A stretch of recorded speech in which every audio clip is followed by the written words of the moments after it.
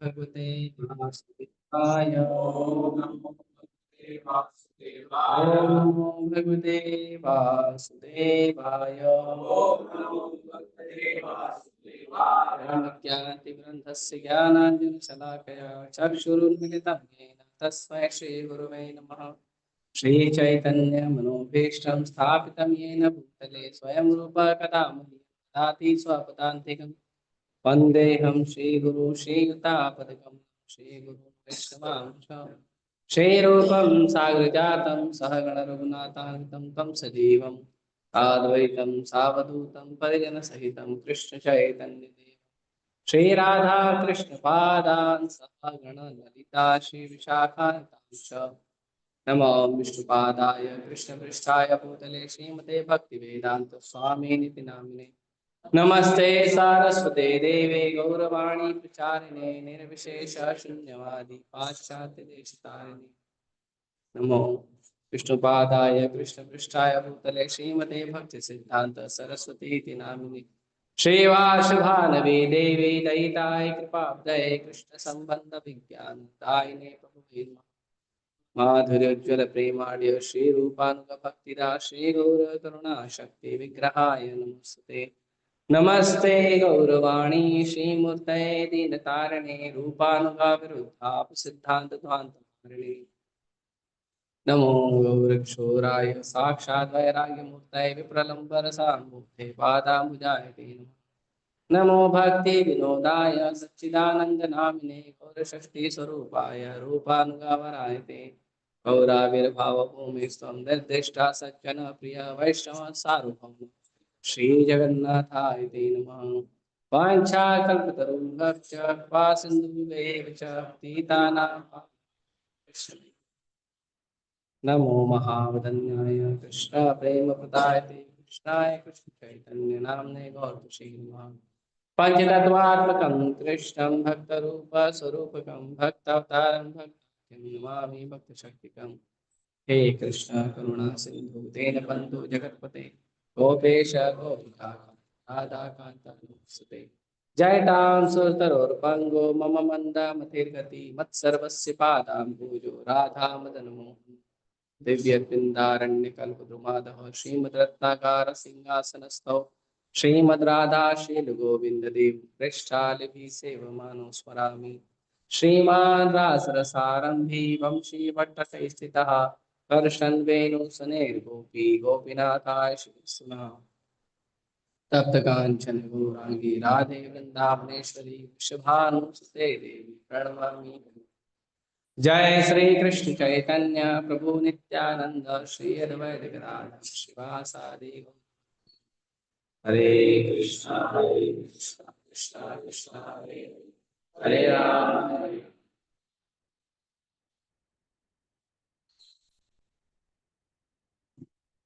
हरे कृष्ण।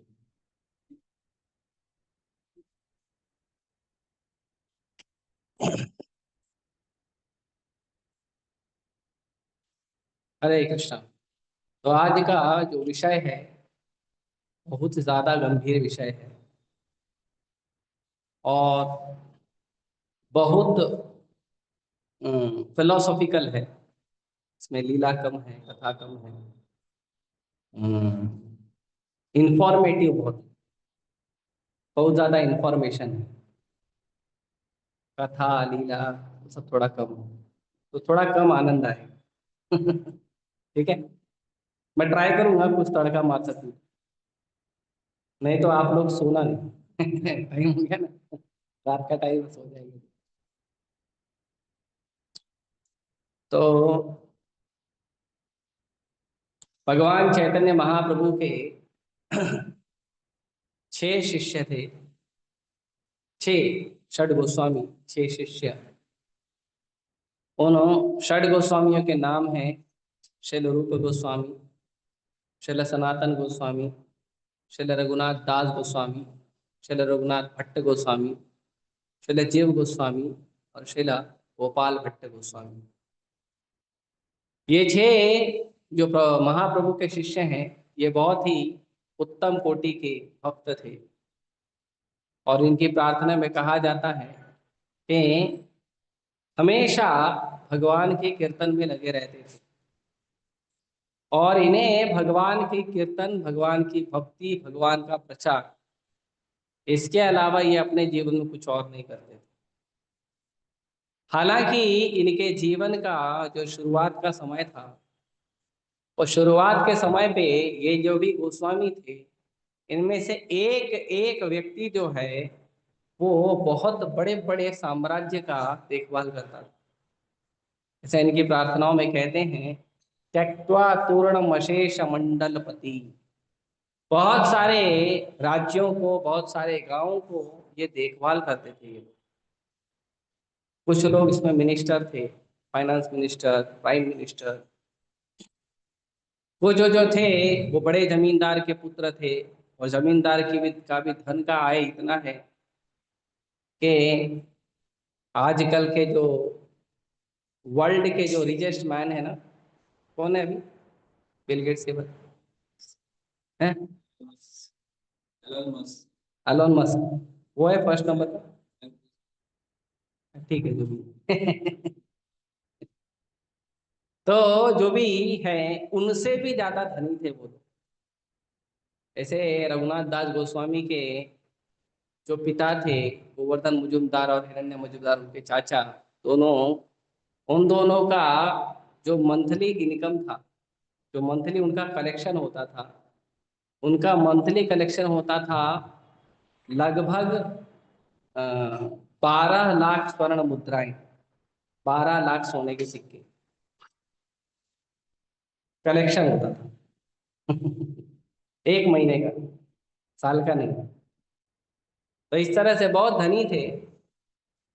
जब रूप गोस्वामी जब रिटायर हुए थे नवाब के राज्य से, प्राइम मिनिस्टर थे वो, तो रूप गोस्वामी को एक नाव भर के सोने के सिक्के मिले थे उनके रिटायरमेंट का प्लान। उसमें लगभग 9 लाख सोने के सिक्के थे। तो इतने धनवान थे ये सब, है ना। हमको तो 10-15 मिल गया तो हम लोग उड़ने लगेंगे हवा में राइट। पर इनके पास इतना धन था, पर भगवान की भक्ति में इतने ज्यादा लीन थे कि सारे धन को, संसार को छोड़ दिया, और क्या किए? केवल भगवान की भक्ति किए, और संसार में भगवान की भक्ति का प्रचार किया।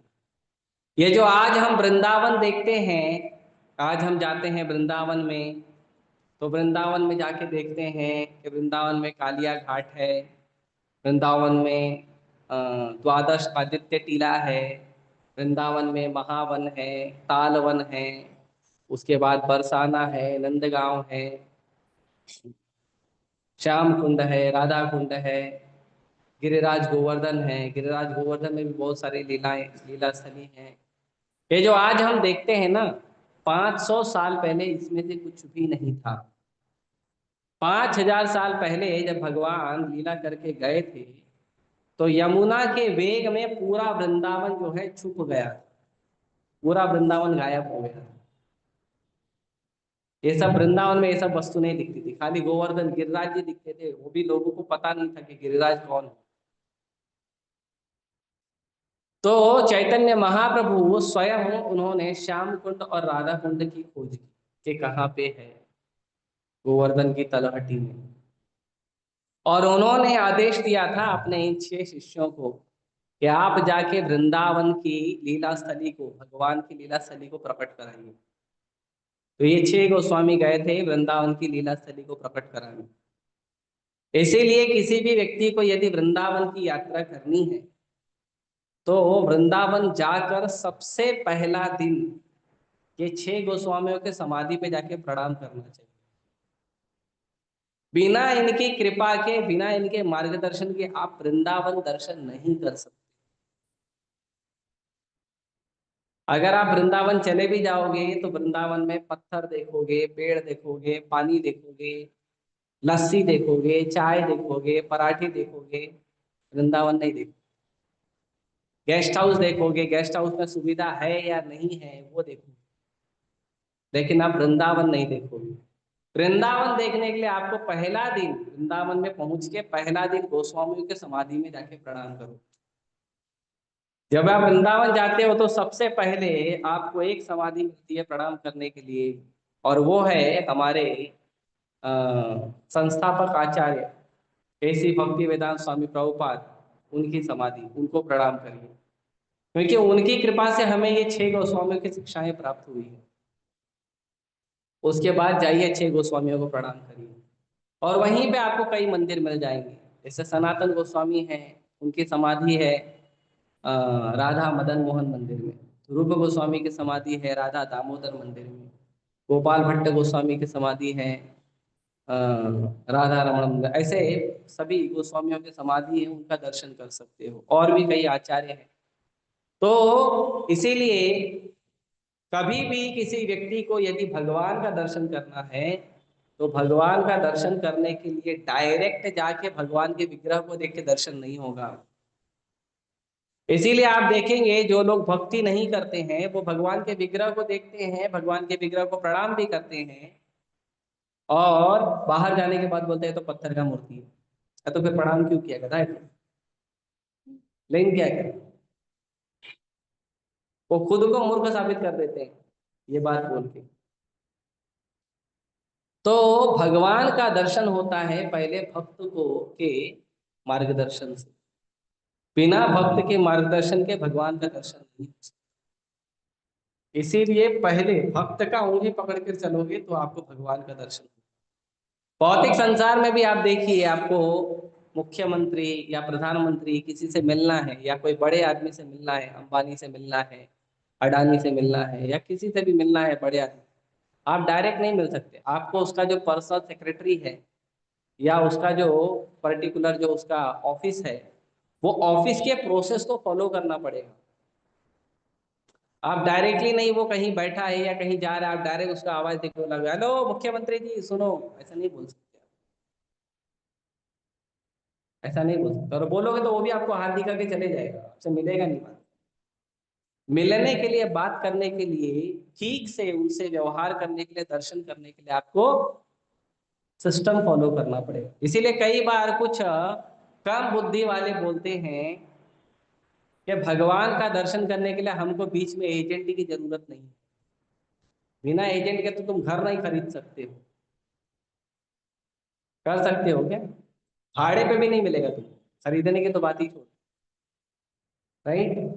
कोई व्यक्ति बाहर से आता है मुंबई टूर करने के लिए, तो मुंबई टूर करने के लिए एक एजेंट का जरूरत पड़ता है जिसको बोलते हैं टूरिस्ट गाइड। राइट।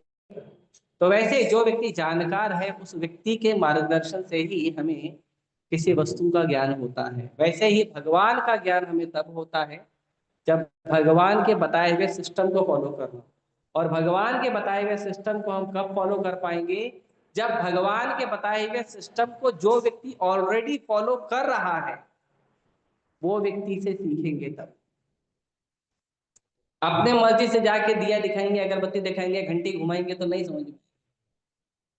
भगवान कृपा करेंगे, फिर भी कृपा करते हैं, भगवान दयालु है फिर भी कृपा करेंगे, लेकिन समझ में नहीं आए।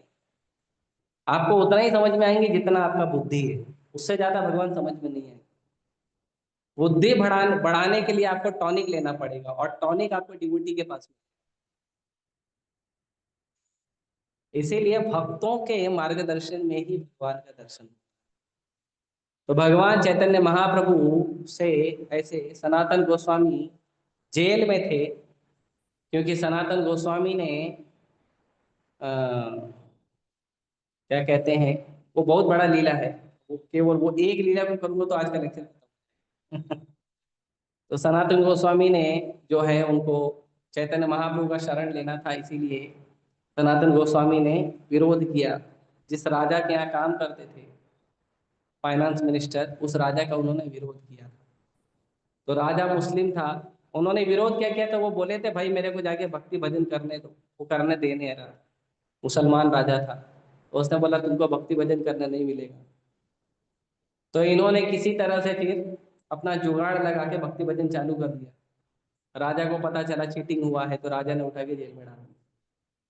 फिर जेल से किसी तरह से ये झूठ बोलकर, और क्या कहते हैं, रिश्वत देकर किसी तरह से जेल से निकल गए।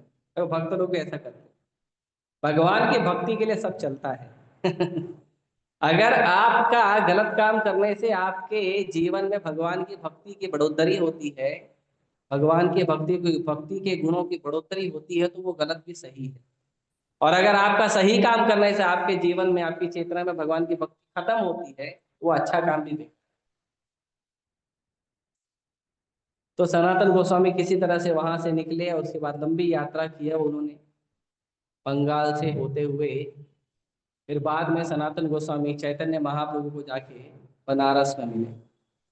बनारस में चैतन्य महाप्रभु को मिले और फिर चैतन्य महाप्रभु को जाके वहाँ पे चैतन्य महाप्रभु को उन्होंने शरणागति की, और शरणागति करके चैतन्य महाप्रभु को से उन्होंने शिक्षा प्राप्त।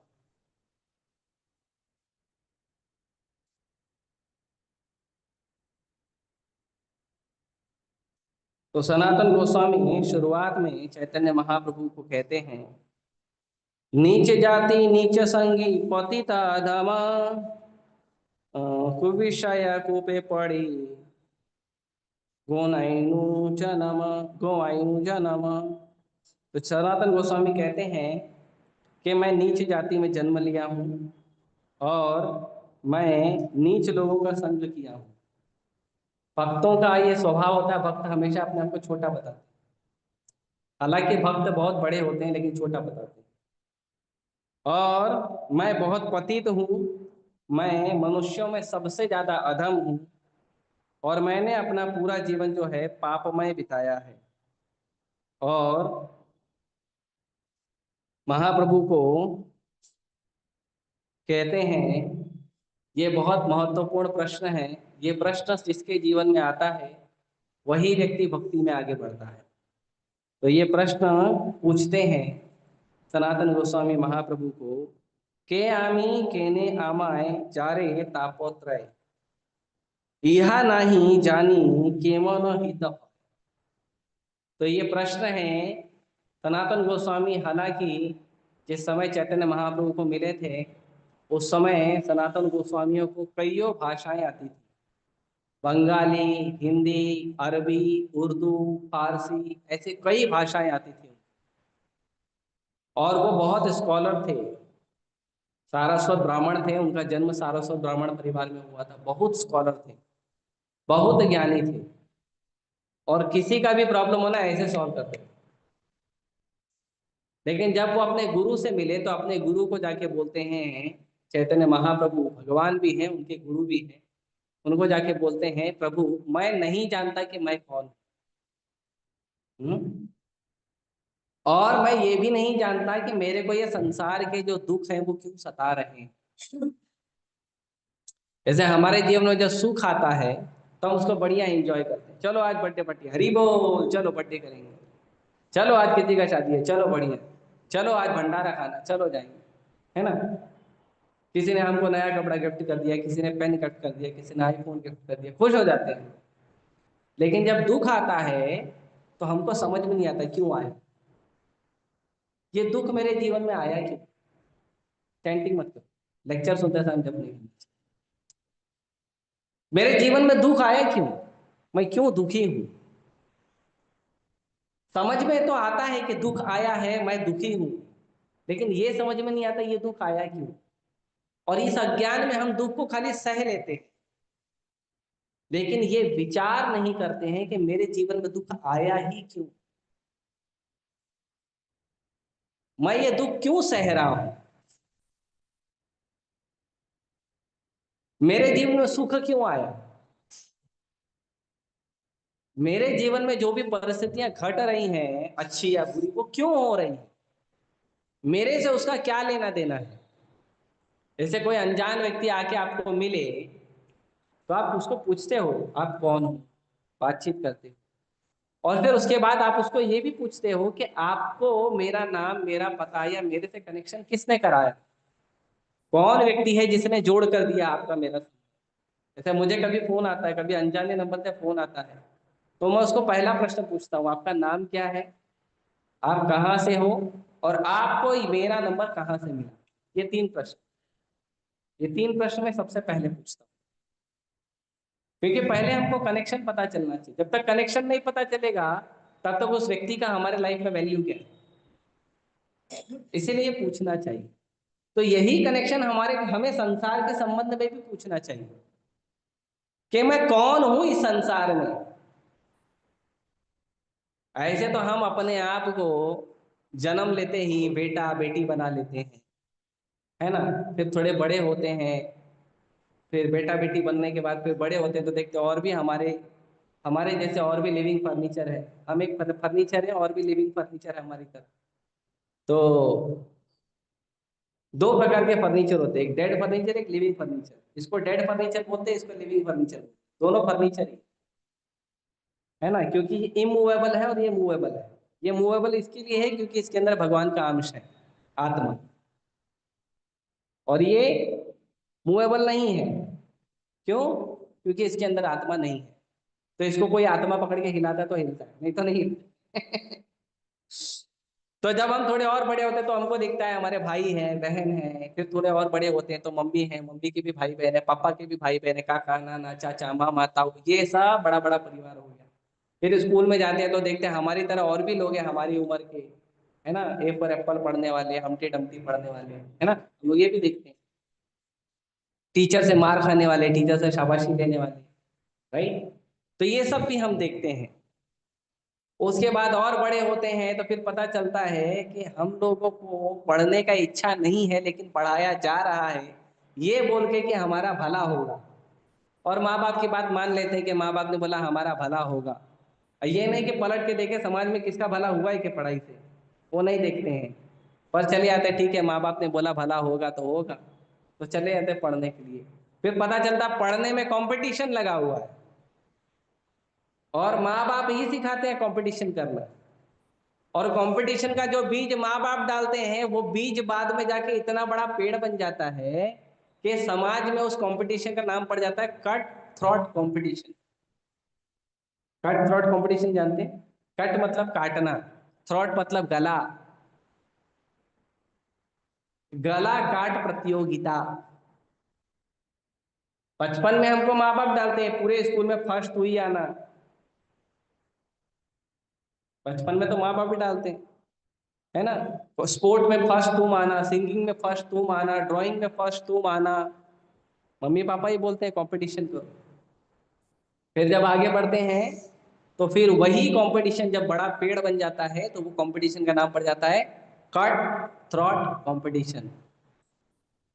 कंपटीशन में आगे बढ़ो, भले बाजू वाले का गला काटना पड़े चलेगा। तो हम लोग इनडायरेक्ट तरीके से, इनविजिबल तरीके से ईर्ष्या करके द्वेष करके गला काट देते हैं सामने वाले, धोखा देके। धोखा देना भी गला काटने के बरोबर ही है। संबंधों का तो गला कट ही जाता है धोखा देने से। तो इस तरह से हमारा जीवन आगे बढ़ रहा है, लेकिन हमने कभी ये जानने का प्रयास नहीं किया। किसी को, किसी ने, आप जब हम छोटे से बड़े हुए, हम हमको बताया गया कि तुम्हारा नाम ये है, तुम्हारा नाम मोहित है, तुम्हारा नाम धीरज है, तुम्हारा नाम पार्थ है, तुम्हारा नाम कुणाल, ये सब बताया तुम्हारा ये नाम है, राइट। तुमको ये तुम्हारा ये नाम, तो मुझे लगा मैं ही वही हूँ। नहीं, वो मैं नहीं हूँ, मेरा नाम है वो मेरा नाम है। जैसे इसका नाम है मोबाइल, लेकिन ये मोबाइल किसी कंपनी का है। तो अभी किसी को कोई पूछेगा कि आपका मोबाइल कौन सा है, मैं बोलूंगा वन प्लस, तो वन प्लस मोबाइल नहीं है, वन प्लस मोबाइल के कंपनी का नाम है। जैसे हम लोग जाते हैं किसी को बोलते हैं कि एक पेपर को, एक पेपर देते हैं और उसको बोलते हैं इसका कॉपी बना के लेके आओ। तो हम जाके दुकान पे बोलते हैं जेरोक्स मार के दो। जेरोक्स जो है वो कॉपी का नाम नहीं है। जेरोक्स जो है कंपनी का नाम है जिसने जो कॉपी का सिस्टम निकाला। तो हम जाके दुकान पे बोलते हैं जेरोक्स करके, और दुकान वाले भी लिखते हैं यहाँ पे जेरोक्स होता है। राइट। तो हम लोगों ने अपनी पहचान जो है बना के रखी है, मनुष्य के रूप में, बेटा के रूप में, बेटी के रूप में, भाई के रूप में, बहन के रूप में, माँ के रूप में, भाई के रूप में, पिता के रूप में, पुत्र के रूप में, पुत्री के रूप में, मित्र के रूप में। और फिर थोड़ा आगे बढ़ते हैं तो फिर हम बनते हैं लॉयर, बनते हैं डॉक्टर, बनते हैं इंजीनियर, बनते हैं टीचर, बनते हैं जज, बनते हैं इंडियन, बनते हैं अमेरिकन, बनते हैं, राइट। ये सब क्या है? ये सब हम नहीं हैं। ये सब हमको इस संसार में बनना पड़ रहा है मजबूरी में। हम ये सब नहीं हैं। ये जो प्रश्न है ना, के आमी, मैं कौन हूं, ये प्रश्न का उत्तर इंपॉर्टेंट है। और दूसरा प्रश्न, केने आमाय जापो तापो त्रय, कि मुझे इस संसार के जो तीन ताप हैं, तीन ताप कौन से हैं बता देता हूं। पहला ताप है इस संसार का, उसको कहते हैं आध्यात्मिक क्लेश। आप लोगों ने शिव जी के हाथ में एक हथियार देखा होगा। कौन सा हथियार है वो? त्रिशूल। वो त्रिशूल में कितने शूल होते हैं? शूल मतलब कांटा, उसमें तीन कांटे होते हैं, राइट। तो वो जो तीन कांटे हैं ना, वही संसार के तीन क्लेश हैं। जब कोई व्यक्ति कृष्ण भक्ति नहीं करता है, तो एक तरफ से हमारी मैया दुर्गा मैया और दूसरी तरफ से हमारे पिताजी भोलेनाथ, दोनों वो कांटा चुभाते हैं। तो जो कृष्ण भक्ति करेगा उसको वो कांटे नहीं लगते हैं, जो कृष्ण भक्ति नहीं करेगा उसको वो कांटे ज्यादा लगते हैं। लेकिन क्योंकि वो भक्ति नहीं करता तो उसको पता भी नहीं रहता कि ये कांटे क्यों लग रहे हैं। इसी को कहते हैं कि हमें संसार के तीन ताप सता रहे हैं। तो पहला ताप है आध्यात्मिक क्लेश। आध्यात्मिक क्लेश मतलब हमारा शरीर और हमारा मन हमको दुख देगा। अभी बारिश आई है, 50% पॉपुलेशन को बीमारी लग गई, वायरल फीवर। सबको, छींक से लेके हॉस्पिटल में खटिया बुक करने तक, सबको कुछ ना हो ही जाए। ये है हमारा शरीर का दुख। और दूसरा मन का दुख। हमारा मन भी बड़ा अजीब है, 2 मिनट में हंसता है, 2 मिनट में रोने भी लगता है। जैसे मान लो आपको आपके किसी फ्रेंड ने गिफ्ट दिया, बहुत बढ़िया एंड्रॉइड फोन गिफ्ट दिया, 80,000 का, लाख रुपए का एंड्रॉइड फोन दिया, है ना। तो आप बड़े खुश हो गए, मेरे पास एंड्रॉइड फोन है। और आप गए अपने 4 मित्रों को दिखाने। तो आप जो 4 मित्रों को दिखाने गए, उसमें पता चला कि आपका ही एक दूसरा दोस्त है जो आपसे ज्यादा महंगा आईफोन खरीदा है। अब वो जो खुशी है दिखाने की, वो दुख में परिवर्तित हो जाती है, अरे यार मेरे पास तो यही। और वही मन है जो आपके पास जो मोबाइल है उसके लिए खुश हो रहा था, और वही मन है उसी मोबाइल के दुखी भी हो रहा है। अभी जैसे प्रभु जी को मैंने बोला मुझे थोड़ा नींबू पानी चाहिए, प्रभु जी लेके आए, तो मैं खुश हो गया, वाह नींबू पानी पी। जैसे नींबू पानी को मैंने मुंह लगा, अरे यार नमक ज्यादा है। अब उसी नींबू पानी से जिससे मुझे सुख प्राप्त होना चाहिए, उसी नींबू पानी से मुझे, तो ये मन का खेल है।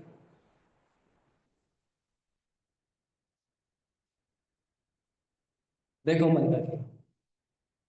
ऐसे मान लो कोई माता जी है, उनको उनके पिताजी ने या भाई ने या पति ने एक बढ़िया सुंदर नेकलेस का हार दिया, बोला अच्छा इसको पहनो और पार्टी में जाओ।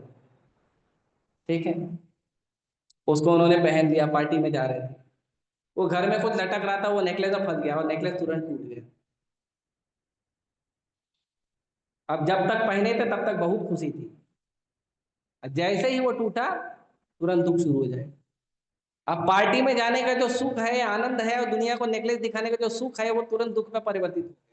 अब पार्टी में और आधा घंटा लेट होगा, पहले इसको जोड़ने का प्रयास करेंगे। ऐसे कई कारण हैं कि हमारा शरीर और हमारा मन जो है हमको बहुत दुख देता है। ये शरीर जब छोटा सा है, जन्म लेता है, तो बहुत पावर रहता है हमारे अंदर, बहुत पावर रहता है। कभी कभी बोलते हैं अरे ये चीज मत खाओ, इसमें थोड़ा धूल लगा, अरे ठीक है लाओ डाल दो, सब अंदर ठीक हो जाएगा। और बुढ़ापे में जो साफ चीज होती है उसको भी साबुन से रगड़ के खाते हैं, क्यों? पता नहीं उसके अंदर कुछ बैक्टीरिया हुआ था। तो यही शरीर जो चुस्त था, दुरुस्त था, हष्ट था, पुष्ट था, कूदते थे, फांदते थे, वही शरीर को 40 साल के बाद बहुत बचाना पड़ता है। ठोकर ना लग जाए भैया, हड्डियां कमजोर हो जाएगी,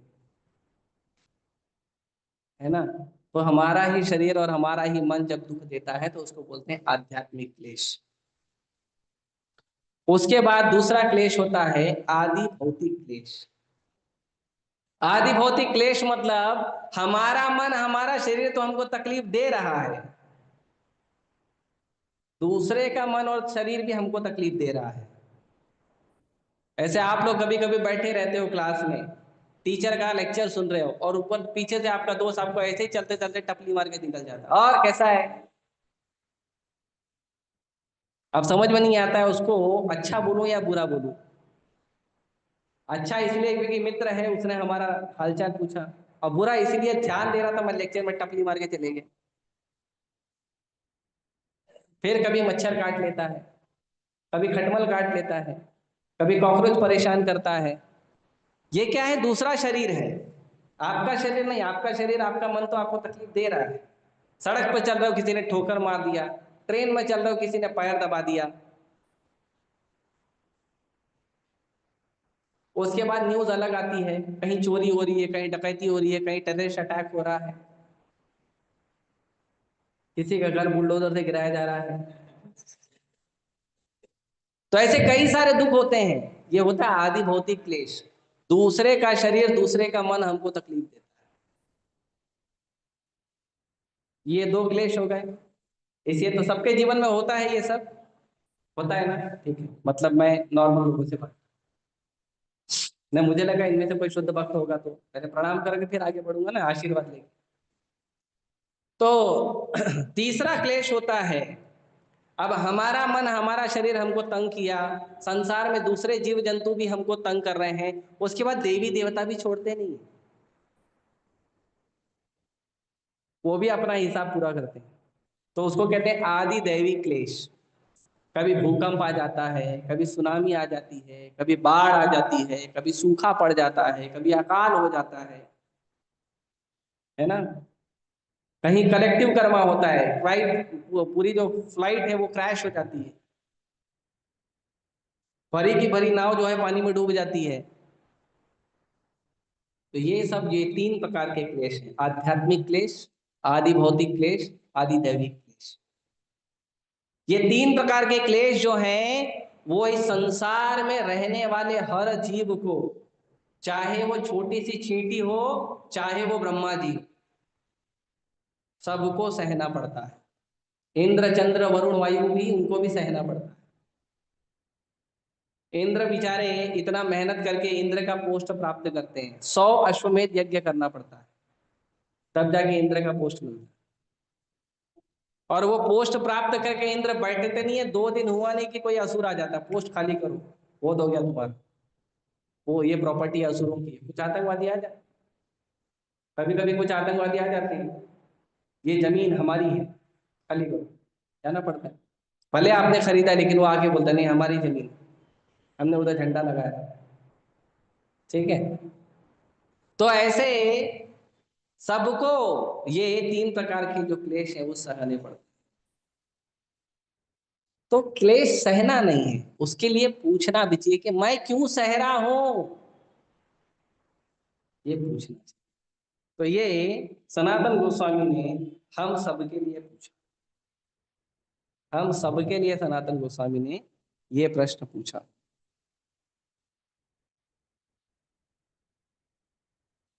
और आगे कहते हैं,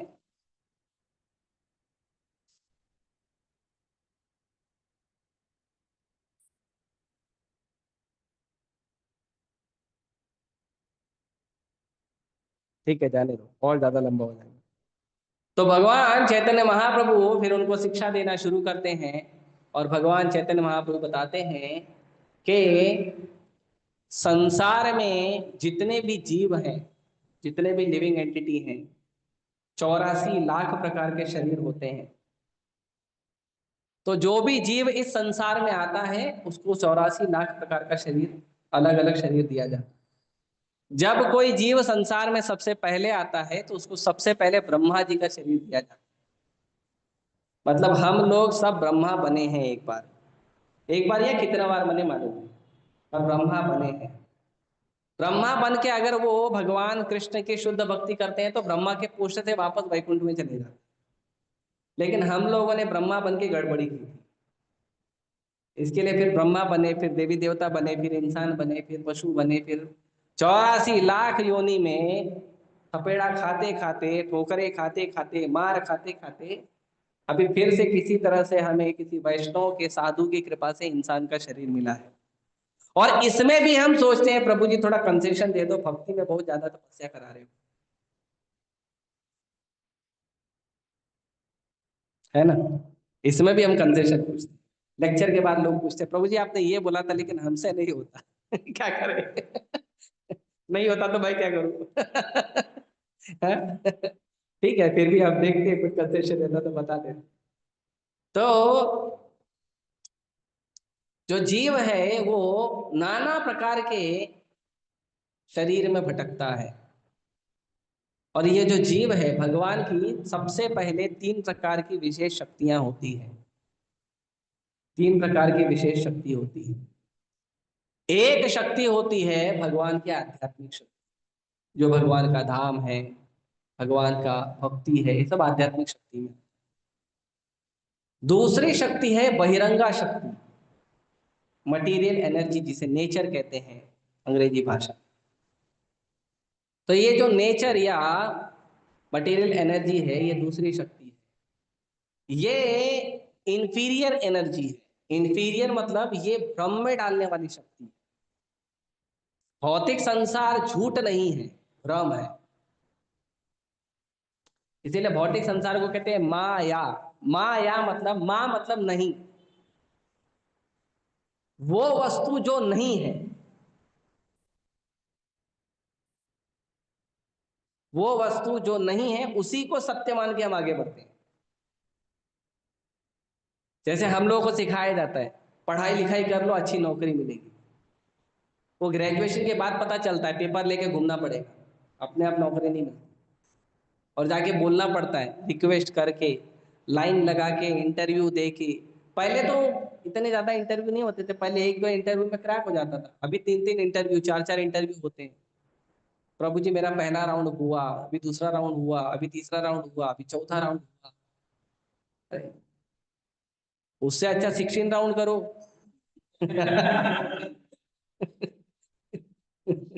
अनजान लोगों में जाके इंटरव्यू के राउंड कर रहे हो, इंटरव्यू के राउंड नहीं करना है, 16 राउंड। हरे कृष्णा कृष्णा कृष्णा हरे हरे, हरे राम राम राउंड ही करना है। तो हरे कृष्ण महामंत्र का राउंड करो, वो आपको बचा लेगा। नहीं तो हर जन्म में राउंड राउंड आओगे और फिर राउंड राउंड इंटरव्यू दोगे, और फिर बाद में पहला राउंड क्लियर हुआ दूसरा नहीं हुआ तो फेल, पहला दूसरा क्लियर हुआ तीसरा नहीं हुआ तो फेल, पहला दूसरा तीसरा क्लियर हुआ चौथा नहीं हुआ तो फेल। ऐसे जीवन में क्यों जी रहे हो? ये हमको सिखाया जाता है। आपका ग्रेजुएशन हो गया, इंजीनियरिंग का डिग्री मिल गया, मेडिकल का डिग्री मिल गया, कॉमर्स का डिग्री मिल गया, बीटेक एमटेक बीकॉम हो गया, तो तुमको डिग्री मिल जाएगी, ये बताया जाता है, लेकिन मिलता नहीं है। इसको बोलते हैं माया। जो नहीं है उसी को हम है समझ लेते हैं। जैसे लोग बोलते हैं हम आपको प्रेम करते हैं, प्रेम नहीं है। कहाँ है प्रेम? प्रेम कहाँ है? अगर प्रेम है तो ब्रेकअप क्यों होता है, डाइवोर्स क्यों होता है?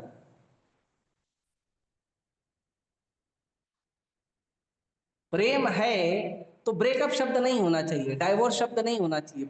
सनातन संस्कृति में इसका शब्द नहीं है। डाइवोर्स और ब्रेकअप शब्द जो है सनातन संस्कृति में नहीं है।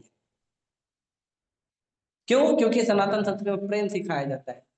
और प्रेम किसको कहते हो? आकर्षण को प्रेम नहीं कहते। Attraction is not love. पर आज के समय में हम क्या करते हैं, अट्रैक्शन को ही प्रेम समझते हैं। और जैसे ही वो अट्रैक्शन का रस खत्म हो जाता है, वैसे ही हम बोलते हैं यार अभी तुम में वो बात नहीं रही। अरे गन्ना है क्या, जूस खत्म हो गया अभी फीका लग रहा है, थूक दो। ऐसे होता है ना गन्ने के साथ। ऐसे रिलेशन में हो रहा है आजकल। गन्ना देखा है कभी गन्ने का रस निकालते हुए? सबने देखा होगा, है ना। My favourite sugar cane juice पहले उसको सिंगल गन्ना डालते हैं, फिर उसको लेके फिर मोड़ देते हैं, फिर उसको और मोड़ते हैं, फिर उसको और मोड़ते हैं, फिर उसमें रस कम आता है तो फिर उसमें नींबू डालते हैं, उसमें पुदीना डालते हैं, फिर अदरक डालते हैं, फिर और रस कम आता है तो उसको जो 4 5 10 फोल्ड हो चुका रहता है ना, उसको फिर से डाल के और टेढ़ा टेढ़ा घुमाते हैं, पूरा भूसा हो जाता है। फिर रस निकल गया, भूसा फेंक देते। आजकल संबंध ऐसे हो गए, संबंधों से रस निकल जाता है। रस मतलब वो अट्रैक्शन जो मैंने सोचा तो मुझे इस संबंध में चाहिए, वो अट्रैक्शन की थोड़ी बहुत पूर्ति हो जाती है। अभी हमको दूसरा आदमी चाहिए, अभी हमको दूसरी स्त्री चाहिए। That is not love. इसीलिए कहते हैं माया, इसीलिए कहते हैं माया। नहीं है उसमें, लेकिन हम हमको लगता है। 7 दिन मेहनत करते हैं फरवरी में नौजवान लोग, 8वें दिन पता चलता कुछ है ही नहीं, फिर बोलता है ब्रेकअप। 7 दिन मेहनत करते हैं, उसको बोलते हैं वैलेंटाइन डे, 14 फरवरी। और जो 15 फरवरी होता है वो तो ब्रेकअप डे होता है, वो बताया नहीं किसी ने। बहुत सारे दिल टूटते हैं। क्यों? क्योंकि उनको माया का एहसास हो जाता है, ये माया था। मैं गया था प्यार ढूंढने, था ही नहीं प्यार। लेकिन फिर भी एहसास नहीं होता है, क्योंकि भगवान की जो माया शक्ति है वो ऐसी विचलित करने वाली है कि आप कितने भी दुख में रहोगे फिर से आपको एहसास दिलाएगी कि आप कामयाब हो सकते हो, यू कैन विन। और फिर से हम इस भौतिक संसार में, जिसको ब्रह्मा शिव भी नहीं जीत सकते हैं, उस भौतिक संसार को हम जाके बोलते हैं हम होंगे कामयाब। इसको कहते हैं माया। तो भगवान की ये दूसरी शक्ति है, इल्यूजरी पोटेंसी, भ्रम शक्ति, भ्रामक शक्ति। एक शक्ति है आध्यात्मिक शक्ति, दूसरी है भ्रामक शक्ति, उसी को भौतिक संसार कहते हैं। और जो जीव है, वो जीव जो है ना, आप लोगों ने कभी घड़ी का पेंडुलम देखा है? आप लोग देखो, एक घड़ी होती है, उसके नीचे एक पेंडुलम लटका होता है। वो कभी टंग होता है, फिर कभी टंग होता है ना, टंग टंग टंग। देखा है? कहीं देखा है? नहीं देखा तो आज डाल देना। क्या बोलते हैं उसको? नहीं नहीं, उसको घड़ी का कुछ नाम है, प्रॉपर नाम। उस घड़ी का कुछ नाम किसी को याद आएगा तो बताना।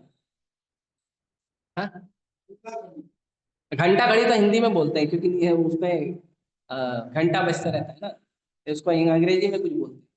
डालो घंटा घड़ी, आएगा तो बताना। तो वो जो घड़ी होती है ना, वो घड़ी में वो जो लटका रहता है ना घंटा, वो जीव है। वो कभी आध्यात्मिक शक्ति में जाता है, कभी भौतिक शक्ति में जाता है, कभी आध्यात्मिक शक्ति में जाता है, कभी भौतिक शक्ति में जाता है, और इस तरह से संसार में भटकते रहता है। लेकिन वो आध्यात्मिक शक्ति में बहुत कम जाता है, वो भगवान को भूलने के कारण संसार के भ्रम में आ जाता है। और भ्रम में आते आते आते आते आते इतना ज्यादा भ्रम में आ जाता है कि कभी कभी वो बोलता है भगवान भगवान होते नहीं, मैं खुद भगवान हूं।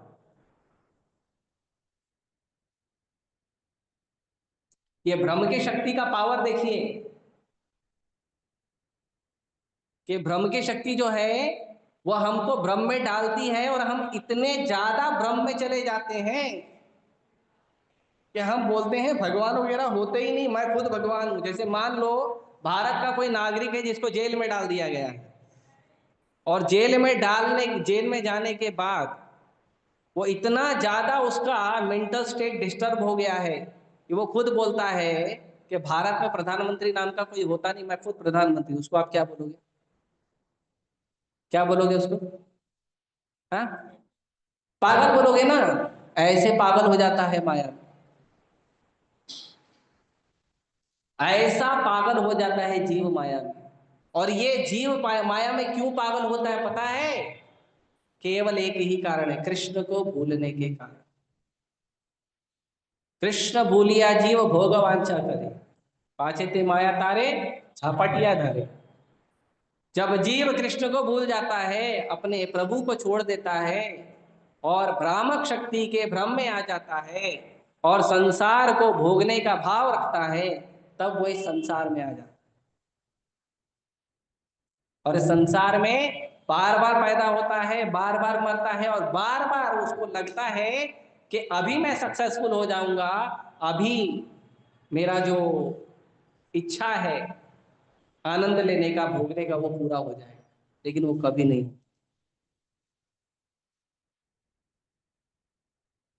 तो भगवान की जो शक्तियां हैं इस तरह से, फिर उसके बाद आगे बताते हैं भगवान चैतन्य महाप्रभु आगे बताते हैं कि भगवान की जो शक्तियां हैं उन शक्तियों में ही हमारी जो इंद्रियां हैं उसका निर्माण होता है, इंद्रियों के आकर्षण निर्माण होते हैं, इंद्रियों के विषय निर्माण होते हैं, और इस तरह से जीव जो है संसार में धीरे धीरे धीरे धीरे भटक जाता है। और जीव का वापस भगवान की ओर मुड़ने का, वापस अपने प्रभु को देखने का, वापस इस भौतिक संसार को छोड़कर अपने प्रभु के चरण कमल में जाने की कोई आशा नहीं होती है। वो किसी पुण्य कर्म से, किसी पाप कर्म से भगवान तक नहीं जा सकता। कभी कभी कुछ लोग पूछते हैं भक्ति नहीं करेंगे चलेगा, अच्छा कर्म करेंगे तो होता, ये सही है कि गलत है? गलत है।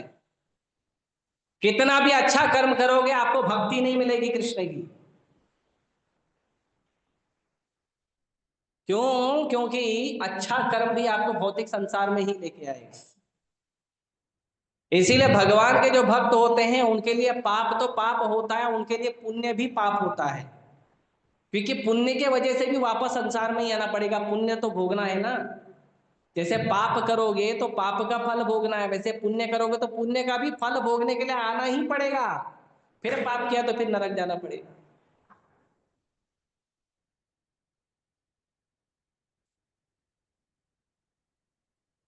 और इसको कहते हैं भगवान। भगवान भगवद गीता में क्या है? किसी को श्लोक क्या आता तो रिपीट करो। दैवी येषा गुणमयी मम माया दुरत्यया मामेव ये प्रपद्यन्ते मायामेतां तरन्ति ते। भगवान कहते हैं ये जो तीन गुणों वाली माया है, वो तीन शूल नहीं, तीन गुण, इसके अंदर तीन गुण होते हैं, सतोगुण रजोगुण तमोगुण। हम लोग जो भी काम करते हैं उस काम के समय हम जो आवेश में रहते हैं वो आवेश से नया कर्म बनता है, सतोगुण रजोगुण और तमोगुण में। अगर आप सतोगुण में हो तो आप सतोगुण में तो उस परिस्थिति में जो कार्य करोगे उससे जो नया रिएक्शन बनेगा उसको, उसका आपका सतोगुण का फल मिलेगा। अगर आप रजोगुण में हो तो कार्य वही है लेकिन आपका फल चेंज हो जाएगा, फल रजोगुण का हो जाएगा। और अगर आप तमोगुण में हो तो भी कार्य वही है लेकिन उसका फल चेंज हो जाएगा, तमोगुण में हो जाएगा। ऐसे छोटा एग्जांपल देता हूं। ऐसे मान लो कोई व्यक्ति है, उसने आके आपको गुस्सा कर दिया, है ना? कोई व्यक्ति है आपको गुस्सा है, जैसे आप ट्रेन में चढ़ रहे हो और किसी ने डांट दिया आपको, यार ठीक से चढ़ो, और आपने उस बात को सह लिया और भले मेरी गलती है या उसकी गलती है, प्रणाम करके क्षमा मांग के सीधा आगे निकल गया, वो सतोगुण है। तो क्या होगा? आपका सतोगुण होगा, उसका रिएक्शन अच्छा आएगा। कभी आपसे कोई गलती हो गई तो सामने वाला भी आपको इस तरह से व्यवहार करेगा। आपको धक्का लगा, सामने वाले ने डांटा, आपने भी उसको डांट दिया, ये क्या है? रजोगुण। Tit for tat, I am your dad. और सामने वाले ने डांटा और आपको लगा मैं बड़ा आदमी, पकड़ के घूंसा मार दिया उसको, ये है तमोगुण। तो ये हम परिस्थिति एक ही है, एक व्यक्ति से धक्का लगना और वो व्यक्ति दुखी होकर आपको कुछ बोल दिया, लेकिन आपका रिएक्शन जो है वो आने वाले समय पे नए कर्म निर्माण करता है। इसीलिए हम जो अभी जीवन जी रहे हैं वो पुराने कर्मानुसार है, और अभी जो जीवन जी रहे हैं उससे नया कर्म निर्माण कर रहे हैं, तो चक्र कभी रुकेगा नहीं। चक्र रोकने का तरीका यही है, जो इंटेलिजेंट है, स्मार्ट है, वो तीनों गुणों के चक्कर को जानता है। भगवान भगवत गीता में अर्जुन को कहते हैं, अर्जुन, जो व्यक्ति इन तीन गुणों के अनुसार पूरी प्रकृति को देखता है वही असली में देखता है, बाकी सब अंधे हैं। अब देखो संसार में कितने अंधे हैं, सब अंधे हैं। और दूसरे को भी बोलते हैं अंधा बनो, इंजीनियर बनो, डॉक्टर बनो, मनुष्य बनो, हाँ, इंडियन बनो, अमेरिकन बनो, बेटा बनो, पिताजी बनो, मराठी बनो, गुजराती बनो। ये सब वही है, जानबूझ के अंधा बनने का प्रयास करते हैं। और हमको अंधा बनाने वाले नेता लोग भी अवेलेबल हैं। इसीलिए भागवतम में कहा गया अंधा यथा अंधे रूपनीय माना। संसार में एक अंधा जो है बहुत सारे अंधे को लीड करके चल रहा है। वो एक अंधा तो जाएगा खाई में मरेगा, वो बाकी लोगों को भी लेके जाके मरेगा।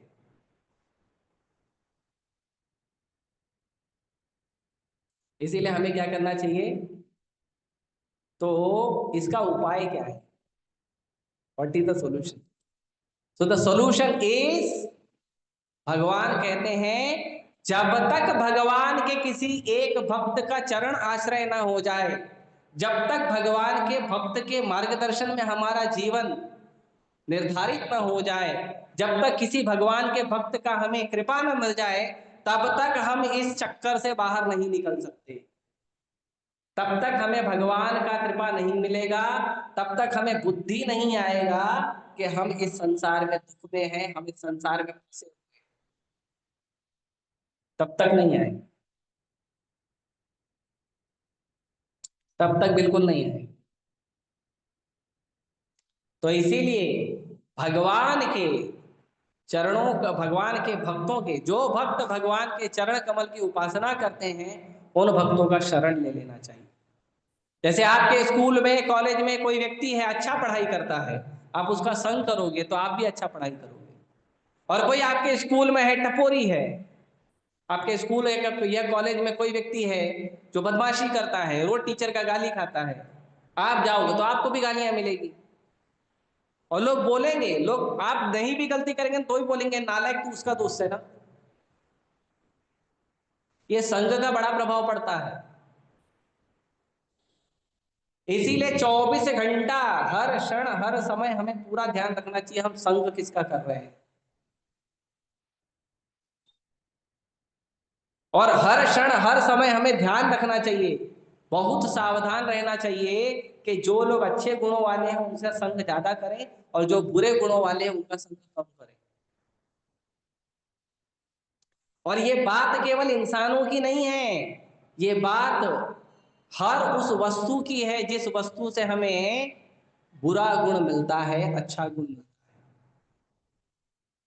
जैसे कोई व्यक्ति मोबाइल देख रहा है, टीवी देख रहा है, मूवी देख रहा है, उसमें भी उसे ध्यान रखना चाहिए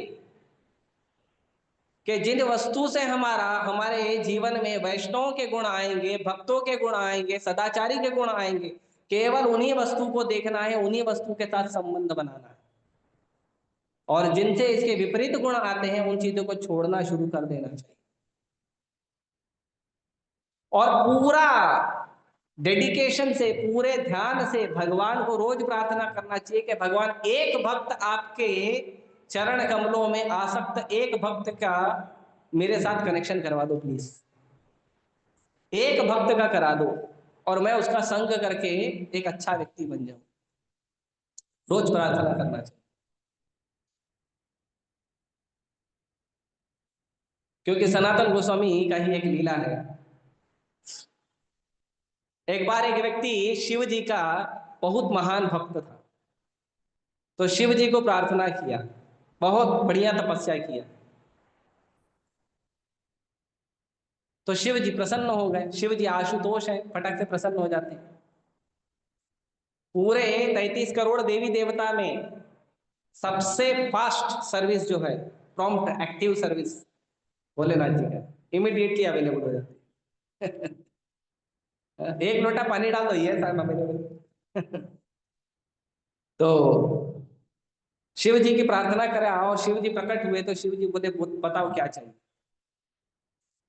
तो उसने बोला कि मुझे संसार का सबसे बहुमूल्य धन चाहिए, ऐसा धन जो इस समय संसार में किसी के पास नहीं है, ऐसा एक सर्वोत्तम बहुमूल्य धन चाहिए। शिव जी बोले अच्छा। तो शिव जी बोले देखो मैं तो नहीं दूंगा, मैं तुमको रास्ता बताता हूँ, तुम वहां पे जाओ। भगवान के जो भक्त होते हैं ना वो चतुर होते हैं, थोड़ी तपस्या करवाते हैं, तपस्या करने से मन शुद्ध होता है। ये जो बोलते हैं ना एकादशी क्यों करना चाहिए, जन्माष्टमी क्यों करना चाहिए, 16 माला क्यों करना चाहिए, ग्रंथों को क्यों पढ़ना चाहिए, ये सब तपस्या है।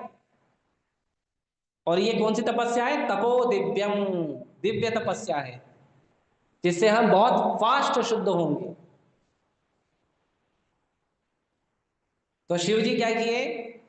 बोले जाओ सनातन गोस्वामी के पास जाओ, वृंदावन में मिलेंगे।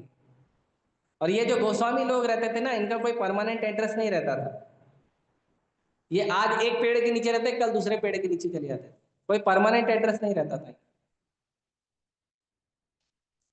तो ये ढूंढते ढूंढते किसी तरह पहुंच गया सनातन गोस्वामी के पास, उनको दंडवत प्रणाम किए और उनको बताया कि मैं शिव जी का बड़ा महान भक्त हूँ और शिव जी ने मुझे आपके पास भेजा है, आपका नाम लो। तो सनातन गोसाई बोले बोलिए। तो उन्होंने कहा मैंने शिव जी से बोला था कि मुझे संसार का सबसे बहुमूल्य धन चाहिए, और उन्होंने कहा आपके पास है, तो मुझे वो प्लीज दे दो, मैं आपका बहुत आभारी रहूंगा। तो सनातन गोसाई बोले वहां पे वो जो कचरे का डब्बा रखा है ना, वो कचरे के डब्बे के अंदर तुमको पारसमणि मिलेगा। क्या मिलेगा? पारसमणि। जो लोहे को टच करोगे तो लोहा सोना बन जाता है। बोले वो सबसे अमूल्य धन है पूरे संसार का, उसको ले और चले जाओ। वो गया, पारसमणि मिला, वाह वेरी नाइस, खुश हो गया और खुशी खुशी नाचते गाते आ रहा था। मिल गया मुझे संसार का सबसे अमूल्य धन, अब मैं हर सोने को टच, हर लोहे को टच करके सोना बनाऊंगा। शिव जी बोले गधा कहीं। शिव जी फिर आए ब्राह्मण के रूप में, उसको बोले महाराज, महाराज कहाँ जा रहे हो, बड़े खुश लग रहे हो। बोले मुझे संसार का सबसे अमूल्य धन मिल गया है, शिव जी की कृपा से, सनातन गोस्वामी की कृपा से मिला है। ये क्या मिला है? तो बोला ये पारसमणि। ये पारसमणि सनातन गोस्वामी ने कहाँ रखा था ये तो बताओ। बोले कचरे में। तो ब्राह्मण देवता शिव जी बोले कि आप सोचो, वो व्यक्ति ने पारसमणि को कचड़े में रखा था, मतलब इससे भी ज्यादा बहुमूल्य धन उसके पास है। तुमने सोचा ही नहीं, ये तो सोचा ही। दिमाग लगाना चाहिए ना। अभी कोई मुझे बोलेगा मुझे ये XYZ वस्तु दो, मैं बोलूंगा बाहर जाओ कचड़े मिल जाएगा। तो आप बोलोगे ना कचरे में वो सामान रखा है जो मुझे चाहिए, तो इससे ज्यादा वैल्यूएबल, इससे ज्यादा बहुमूल्य धन आपके पास होगा तो वो दो ना। राइट, पूछना चाहिए, क्योंकि बात बहुमूल्य धन की भी है, बात पर्टिकुलर प्रोडक्ट की नहीं हुई। तो ब्राह्मण देता जाओ वापस, यू टर्न मारो सीधा भागो। तो यू टर्न मार के तुरंत गए वो, और फिर दंडवत प्रणाम कर दिए सनातन गोस्वामी को। सनातन गोस्वामी बोले बोले क्या हुआ, आप क्यों आए हो? बोले आपने कृपा किया मुझे बरोबर है, लेकिन एक चीज समझ में नहीं आई, उस समय समझ में नहीं आया, बाद में मेरा ट्यूबलाइट चला कि ये जो संसार का सबसे बहुमूल्य धन है पारसमणि, इसको रखा था आपने कचरे में। आपने कचरे में रखा था, मतलब आपके पास इससे ज्यादा बहुमूल्य धन है, क्या वो मुझे दे सकते हो? तो सनातन गोस्वामी बोले दे सकता हूं, लेकिन उसके लिए तुमको ये पारसमणि को जाके यमुना में फेंकना पड़े, तब तो दूं, नहीं तो नहीं दूं। तो ठीक, तो गया तुरंत फेंक दिया यमुना। आया फिर दंडवत किया, बोला आप दीजिए। तो सनातन गोस्वामी ने उनको एक माला दिया, एक माला, ऐसा एक माला दिया उनको, और उनको बोला इस माला पे जप करना है। क्या करना है? जप। क्या जप करना है? हरे कृष्णा हरे कृष्णा कृष्णा कृष्णा हरे हरे, हरे राम राम। उन्होंने कहा ये चिंतामणि, पारसमणि से ज्यादा बहुमूल्य है चिंतामणि। पारसमणि अगर किसी लोहे को छूता है तो सोना बना देता है, चिंतामणि किसी को भी छूता है तो चिंतामणि वापस बना देता है। पारस मणि लोहे को छुएगा तो सोना बनाएगा, सोने को छुएगा तो फिर सोना कुछ नहीं बन सकता। लेकिन चिंतामणि ऐसा है, भगवान के भक्त ऐसे हैं, भगवान के भक्त जिसको छू लिए उसको भी भक्त बना देते हैं। वो भी तिलक लगा के कंठी पहन के घूमता है, वो भी बोलता है chant Hare Krishna and be happy. तो भगवान के भक्त चिंतामणि है, दूसरे को भी चिंतामणि बनाते हैं। इससे बड़ा धन अवेलेबल नहीं है पूरे सृष्टि में, फिर वो भक्त बन गए। तो हम लोगों को, हम जो आदत है संसार में सबसे बड़ा बनना है, बड़ा धन लेना है, ये करना है, वो करना है, वो आदत फाइनली खत्म होती है जब हमें भगवान की कृपा प्राप्त होती है, किसी साधु की कृपा प्राप्त होती है। साधु का आशीर्वाद मिलेगा तब जाके भगवान के चरण कमल मिलेंगे, नहीं तो नहीं मिलेंगे। दुर्वासा मुनि भक्त के चरण में अपराध किया, अम्बरीश महाराज के, सुदर्शन पीछे लग गया। दुर्वासा मुनि सच अ पावरफुल पोटेंशियल पर्सनालिटी, वो ब्रह्मा जी के पास भी पहुंच गए, शिव जी के पास भी पहुंच गए, यहां तक के वैकुंठ लोक में चले गए सातों द्वार पार करके। और शिव जाके भगवान विष्णु को कहते हैं, अपने सेवक को रोकिए, सुदर्शन पीछे से आ रहा है। भगवान ने कहा I am sorry, I can't help you. तो दुर्वासा मुनि एकदम शॉक हो गए, क्यों मेरी मदद नहीं कर सकते आप? तो भगवान ने कहा, तुमको लगता है मैं इंडिपेंडेंट हूं, बट एक्चुअली तुमको एक राज की बात बताता हूं, मैं इंडिपेंडेंट नहीं हूं। अहम भक्त पराधीना भक्तैर भक्त जन प्रिय। दुर्वासा मुनि, मैं भक्तों के अधीन रहता हूं, और तो और मैं उन लोगों के भी अधीन रहता हूं जो जिसको भक्त बोल देता है ये मेरा आदमी है। भक्तों के तो अधीन भगवान रहते हैं, लेकिन अगर किसी भक्त ने बोल दिया हे प्रभु ये मेरा आदमी है, भगवान उसके भी अधीन हो जाते हैं।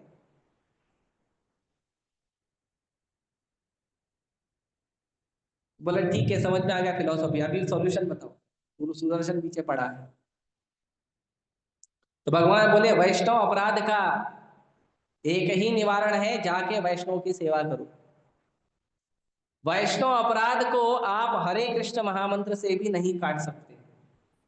हरे कृष्ण महामंत्र हर मर्ज की दवा है, लेकिन वैष्णव अपराध की वो भी दवा नहीं। वैष्णव अपराध किए हो तो जिस भक्त के चरण में अपराध हुआ है उसी भक्त का जाके वापस सेवा।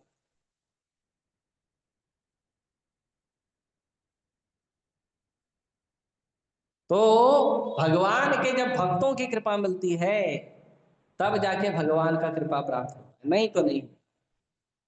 इसीलिए आप जितने भी महाजन देखो, 12 महाजन है, स्वयंभू नारद शंभु कौमार प्रहलादो जनको भीष्म बलि व्यास रहे, सारे के सारे महाजन जो हैं वो किसी न किसी गुरु, किसी न किसी भक्त की कृपा से ही आगे बढ़े हैं। और जब उनको कहा, भगवान प्रकट होके पूछे कि कुछ वरदान मांगो, तो उन्होंने हाथ जोड़ के एक ही वरदान मांगा, प्रभु आपके भक्तों का संग कभी दूर मत करिए। तो चैतन्य महाप्रभु की शिक्षाओं में एक शिक्षा ये है। उसके बाद चैतन्य महाप्रभु बताते हैं, उसके बाद बहुत ज्यादा डिटेल है। चैतन्य महाप्रभु बताते हैं कि भगवान किस तरह से अपना विस्तार करते हैं और किस तरह से भगवान के विभिन्न अवतार होते हैं। तो भगवान के अवतारों में, भगवान के अवतार के 6 प्रकार के अवतार होते हैं।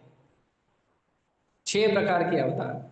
इसमें एक अवतार है पुरुष अवतार, एक है गुणा अवतार, एक है लीला अवतार, एक है मनवंतरा अवतार, एक है युगा अवतार और एक है शक्त्यावेश अवतार। ये 6 प्रकार के अवतार भगवान लेते हैं। ऐसे नहीं हो कोई गया विष्णु को बोला आप प्लीज प्रकट हो जाओ और भगवान आ गए, नहीं। भगवान टाइम प्लेस सर्कमस्टेंसेस कंडीशन सब देख कर आते हैं। और भगवान एक लीला करते हैं और एक लीला में 10 काम करके चले जाते हैं। जैसे भगवान ने नरसिंह देव का अवतार लिया, तो नरसिंह देव का जब अवतार लिया तो उसमें प्रहलाद महाराज की सुरक्षा भी हो गई और संसार का रक्षा भी हो गया और ब्रह्मा जी के शब्द का पालन भी हो गया। एक ही अवतार एक ही काल। ऐसा भगवान कोई एक लीला करते हैं उसमें 10 काम करके चले जाते हैं। और प्रभुपाद जी बोलते हैं भगवान नरसिंह देव प्रहलाद महाराज को प्रसन्न करने आए थे, हिरण्यकशिपु को मारने नहीं आए थे। वो प्रहलाद महाराज से मिलने आए थे, फिर सोचे हिरण्यकशिपु साइड बिजनेस वो भी करते चलता, तो वो साइड बिजनेस था। That was not the main purpose, वो मुख्य काम नहीं था भगवान। कभी कभी लोगों को लगता है संसार में त्राही त्राही हो रही है, भगवान क्यों नहीं आ रहे, तुम भक्ति करो भगवान अपने आप आ जाए। भगवान संसार की त्राही देखने नहीं आते, भगवान अपने भक्तों को देखने आते, अपने भक्तों की सुरक्षा करने आते हैं, अपने भक्तों को प्रेम करने आते हैं। और भक्त ऐसा होता है कि भगवान को कभी बुलाता ही नहीं। प्रहलाद महाराज ने कभी बुलाया नहीं था नरसिंह देव को, प्लीज आ जाओ, प्लीज पापा कितना मार रहे हो, नहीं, कभी नहीं। He never called Krishna, he never called Krishna. इतने दयालु कि जो पिताजी ने उनको मृत्यु दंड देने का कईयों बार प्रयास किया, उन्हीं पिताजी के लिए उनके मृत्यु के उपरांत प्रहलाद महाराज भगवान को पूछते हैं मेरे पिताजी का उद्धार होगा कि नहीं, उन्होंने बहुत अपराध किया है। इतने दयालु ये भगवान के भक्त होते हैं। तो भगवान कई अवतार लेते हैं, जैसे पुरुष अवतार। कभी कभी कुछ लोग पूछते हैं कि कृष्ण विष्णु के अवतार हैं या विष्णु कृष्ण के अवतार हैं। तो विष्णु कृष्ण के अवतार है, कृष्ण विष्णु के अवतार नहीं है। कृष्ण के अवतार होते हैं बलराम जी। बलराम जी के अवतार में बलराम जी एक्सपांड करते हैं 4 रूपों में अपने आप को। उसको बोलते हैं प्रथम चतुर्युग, फर्स्ट क्वाड्रुपल एक्सपांशन। और वो होते हैं संकर्षण, वासुदेव, प्रद्युम्न, अनिरुद्ध। उसमें जो संकर्षण है वो संकर्षण से प्रकट होते हैं भगवान नारायण, और भगवान नारायण से वापस से दूसरे 4 अवतार होते हैं सेम, संकर्षण, प्रद्युम्न, अनिरुद्ध और प्रद्युम्न। तो जो दूसरे संकर्षण है वो दूसरे संकर्षण से जो है वो प्रकट होते हैं भगवान महाविष्णु। महाविष्णु से प्रकट होते हैं गर्भोदक्षाय विष्णु। गर्भोदक्षाय विष्णु से प्रकट होते हैं शिरोदक्षाय विष्णु। तो ये जो 3 विष्णु हैं, विष्णु एक नहीं है 3 है। ऐसे विष्णु अनंत है, लेकिन मुख्य रूप में इनका 3 सेक्शन है। एक है महाविष्णु। महाविष्णु को कारणोदक्षाय विष्णु भी कहा जाता है, क्योंकि वो कारण सागर पर लेटते हैं। कारण सागर कहाँ पे है? भौतिक संसार और आध्यात्मिक संसार को बांटने वाला एक सागर है, उसको कारण सागर कहते हैं। वो कारण सागर में भगवान मस्त लेटे रहते हैं, मस्त एकदम आनंद में, योग निद्रा में रहते हैं। और भगवान के जो रोए हैं वो वो रोए से अनंत ब्रह्मांड प्रकट होते हैं। पता है कैसे प्रकट होते हैं? जब भगवान सांस छोड़ते हैं तो अनंत ब्रह्मांड भगवान के सांस से प्रकट होते हैं, भगवान के सांस से, उनके रोम छिद्र से। और वो सारे ब्रह्मांड जो हैं वो पानी में थर्माकोल के बॉल की तरह घूमते रहते हैं, तैरते रहते हैं। और फिर भगवान महाविष्णु अपने आप को एक्सपांड करते हैं और सभी ब्रह्मांड के अंदर एंटर करते हैं। और उस ब्रह्मांड में जब भगवान एंटर करते हैं तो वो ब्रह्मांड के गर्भ में जाते हैं, एकदम सेंटर पॉइंट। और वो जो सेंटर पॉइंट होता है ब्रह्मांड का, उसको गर्भ कहते हैं। इसीलिए उसमें जो विष्णु निवास करते हैं, महाविष्णु के एक्सपांशन, वो है गर्भोदक्षाई विष्णु। फिर गर्भोदक्षाई विष्णु के नाभि से एक कमल निकलता है, और वो कमल का डंडा बहुत बड़ा होता है, और वो कमल के डंडे के ऊपर एक कमल होता है, उस पे जन्म लेते हैं ब्रह्मा जी। और ये जो कमल का डंडा होता है, ये जो 14 भुवन होते हैं ना, ये कमल के डंडे के अंदर होते हैं। 14 प्लैनेटरी सिस्टम ये कमल के डंडे के अंदर होते हैं। और भगवान ब्रह्मा जी को ज्ञान देते हैं कि ये संसार का अभी क्या कहते हैं, कंस्ट्रक्शन का काम चालू करिए। तो ब्रह्मा जी भगवान के ज्ञान को और भगवान के ऑर्डर पे कंस्ट्रक्शन शुरू करते हैं। और भगवान महाविष्णु, और ये जो भौतिक संसार है, भगवान महाविष्णु भौतिक संसार के अंदर जीवों को डालते हैं। जब भगवान सांस खींचते हैं वापस, तो सारे भौतिक संसार और सारे जीव भगवान के अंदर चले जाते हैं। सारे जीव भगवान के अंदर चले जाते हैं। फिर भगवान जब भौतिक संसार का निर्माण करते हैं तो भौतिक संसार को भगवान एक टोटल फॉर्म में करते हैं, टोटल फॉर्म का नाम है महत तत्व। और भगवान प्रकट करते हैं माया देवी, एक्सटर्नल एनर्जी। और फिर भगवान क्या करते हैं, भगवान संसार के अंदर बहुत जो जीव हैं उन जीवों को संसार में भी डाल देते हैं। अब संसार में एक्टिविटी करेगा, बाहर जाएगा, कुछ करेगा। और फिर ब्रह्मा जी को इंस्ट्रक्शन करते हैं संसार का कंस्ट्रक्शन करो और सबको अपना अपना पोस्ट पोजीशन दे दो। इस तरह से तो पहला अवतार है वो है पुरुषावतार। इसी तरह से एक और अवतार होता है मनवंतरा अवतार।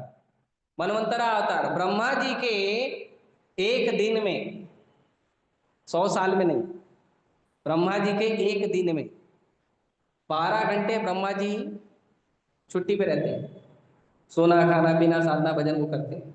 और 12 घंटा जो ब्रह्मा जी हैं वो उनका दिन होता है। वो 12 घंटे के अंदर 1000 चतुर्युग होते हैं, 1000। वो 1000 चतुर्युग को बांटा गया है 71 71 करके 14 भागों। तो ब्रह्मा जी के एक दिन में 14 मनु आते हैं।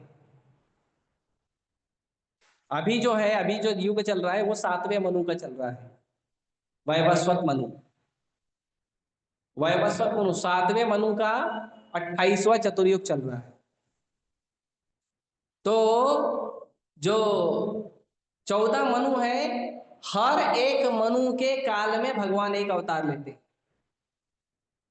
पुरुष अवतार ले लिया विष्णु का, फिर हर एक मनु में भगवान एक एक अवतार लेते हैं, मनवंतरा अवतार के। फिर भगवान का लीला अवतार होता है। भगवान को लीला करना होता, लीला विहार करना होता तो एक लीला अवतार करते हैं। फिर गुण अवतार होता है। गुण अवतार क्या होता है पता है? 3 गुण है, सत्वगुण, रजोगुण, तमोगुण। तो जो सत्वगुण है वो सत्वगुण में भगवान खुद का एक्सपांशन करते हैं, और वो है शिरोदक्षाई विष्णु। भगवान दूध के समुंदर में आराम से लेटे रहते हैं, श्वेत द्वीप पे, दूध के समुंदर में। ऐसे कई सारे समुंदर है, दूध का है, घी का है, दही का है, गन्ने के रस का है, दारू का है, ऐसे कई समुंदर है। उसमें दूध के समुंदर में भगवान आराम करते हैं, शिरोदक्षाई विष्णु। और वही भगवान शिरोदक्षाई विष्णु हम सबके हृदय में परमात्मा के रूप में रहते हैं। ऐसा थोड़ी एक ही काम है, बहुत बड़ा मैनेजमेंट है भाई। इसके लिए बोला बहुत ज्यादा डिटेल हो जाएगा, थोड़ा डिटेल में सुन लीजिए। बार बार सुन सकते हैं लेक्चर के बाद में। एक बार में समझ में नहीं आएगा, मुझे पढ़ के नहीं आता तो बहुत सुन के कैसे आएगा, टाइम लगेगा। तो एक अवतार है भगवान का सत्वगुण अवतार, वो है विष्णु। और वो विष्णु क्या करते हैं, संसार का मेंटेनेंस करते हैं। दूसरा अवतार है रजोगुण का अवतार, और वो है ब्रह्मा जी। तो ब्रह्मा जी जो है वो जीव होते हैं, कोई भी लिविंग एंटिटी ब्रह्मा जी बन सकता है, कोई भी लिविंग एंटिटी ब्रह्मा जी बनता है। वो ब्रह्मा जी जैसा कार्य करेगा तो भगवान बना। और एक होते हैं जो ना भगवान है ना जीव है, लेकिन भगवान खुद प्रकट होते हैं अपने अलग रूप में, और वो है शिव, भोलेनाथ जी। वो विष्णु भी नहीं है, वो जीव भी नहीं है, और वो कुछ भी नहीं है। वो विष्णु के बरोबर है और फिर भी विष्णु के सेवक है। वो है भोलेनाथ जी, शिव जी। और वो संभालते हैं तमोगुण के इंचार्ज, तमोगुण के लोगों को। तो इस तरह से इसको कहते हैं गुण अवतार। फिर एक होता है शक्तावेश अवतार। शक्तावेश मतलब भगवान अपनी शक्ति किसी जीव में डाल देते हैं और वो जीव भगवान की तरह कार्य करता है। जैसे पृथु महाराज, पृथु महाराज एक अवतार हुए भगवान के। नारद मुनि, नारद मुनि जीव हैं लेकिन भगवान की तरह कार्य करते हैं, शुद्ध भक्ति के। तो शक्तावेश जनरली जो भगवान के शुद्ध भक्त या जो आचार्य होते हैं वो शक्तावेश होते हैं। जैसे प्रभुपाद जी शक्तावेश अवतार, जैसे परशुराम जी शक्तावेश अवतार। तो शक्तावेश अवतार होते हैं। और कौन सा बच गया? हाँ, व्यास, व्यास देव जी। अभी के जो व्यास देव हैं वो स्वयं कृष्ण हैं, केशव धृता व्यास शरीरा, वो स्वयं कृष्ण हैं। बाकी जितने भी व्यास देव जी आते हैं वो शक्तावेश अवतार होते हैं। जैसे अगले व्यासदेव जी जो हैं वो कौन है? अगले व्यासदेव जी, हाँ हाँ, अश्वत्थामा। अश्वत्थामा अगले व्यासदेव जी बनेंगे, वो शक्त्यावेश अवतार बनेंगे और वो लिखेंगे वेद पुराण। और कौन सा अवतार लिखे? युगा अवतार। तो अलग अलग युग होते हैं, अलग अलग युग के भी अवतार होते हैं, सत्य युग, त्रेता युग, द्वापर युग, कलयुग, अलग अलग युगों के भी अवतार होते हैं। तो इस तरह से 6 प्रकार के अवतार भगवान लेते हैं, 6 प्रकार के अवतार लेते हैं। और भगवान कितने अवतार लेते हैं, तो कुछ लोग 10 अवतार कहते हैं, कुछ भागवतम में 24 अवतार समझने के लिए लिखा गया है।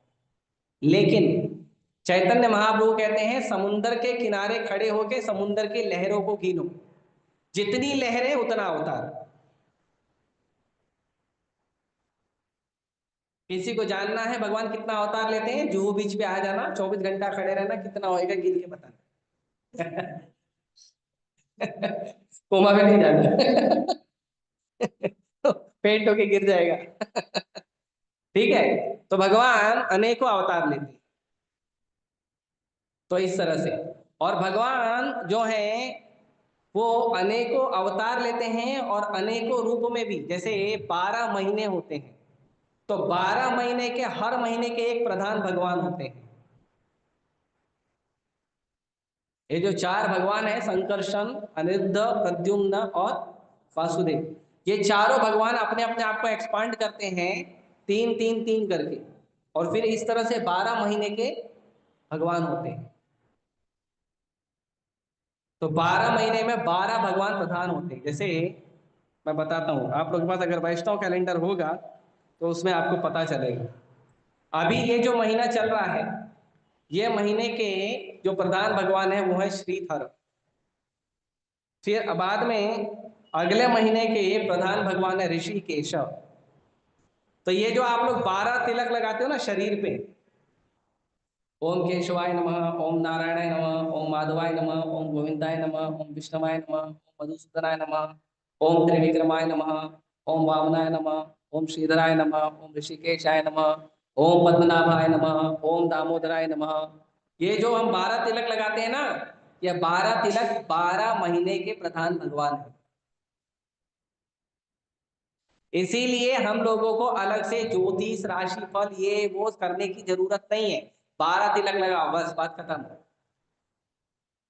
और स्पेशली जिन लोगों ने दीक्षा ली है उनको तो लगाना ही चाहिए। और ऐसे तिलक लेके, तिलक लगा के उस जगह पे हाथ रख के भगवान का नाम बोलना चाहिए।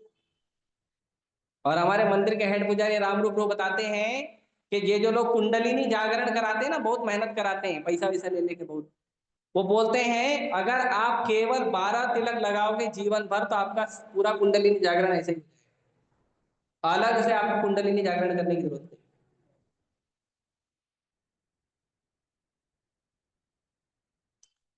उसके बाद और भगवान के अवतार होते हैं, तो टोटल भगवान 24 अवतार इस तरह से और लेते हैं। ठीक है, अच्युताय नमः, संकर्षणाय नमः, नरसिम्हाय नमः, अधोक्षजाय नमः, ऐसे करके और है। ठीक है, तो भगवान इस तरह से और एक्सपांड होकर अवतार लेते, बहुत बड़ा मेंटेनेंस है भाई ऐसे। ठीक है, तो इस तरह से भगवान को, ये थोड़ा सा डिटेल नॉलेज है, भगवान को समझना बहुत ज्यादा हमारे लिए डिफिकल्ट और मुश्किल है।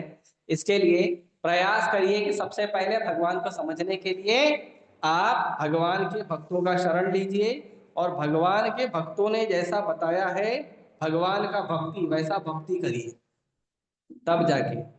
कभी कभी कुछ भक्त आते हैं, प्रभु जी मैंने ये देखा, मैंने ये सुना, उसने ये बोला, इसने ऐसा कहा, तो इसका मतलब क्या है? तो इसीलिए कितना जानोगे और कितना समझ पाओगे पहले ये डिसाइड कर लो आप। ये जितना भी चीज मैंने आज बताया ना, ये सनातन शिक्षा का शायद 1 या 2% बताया हूं अभी तक, पूरा मैंने डिटेल बताया नहीं है अभी तक।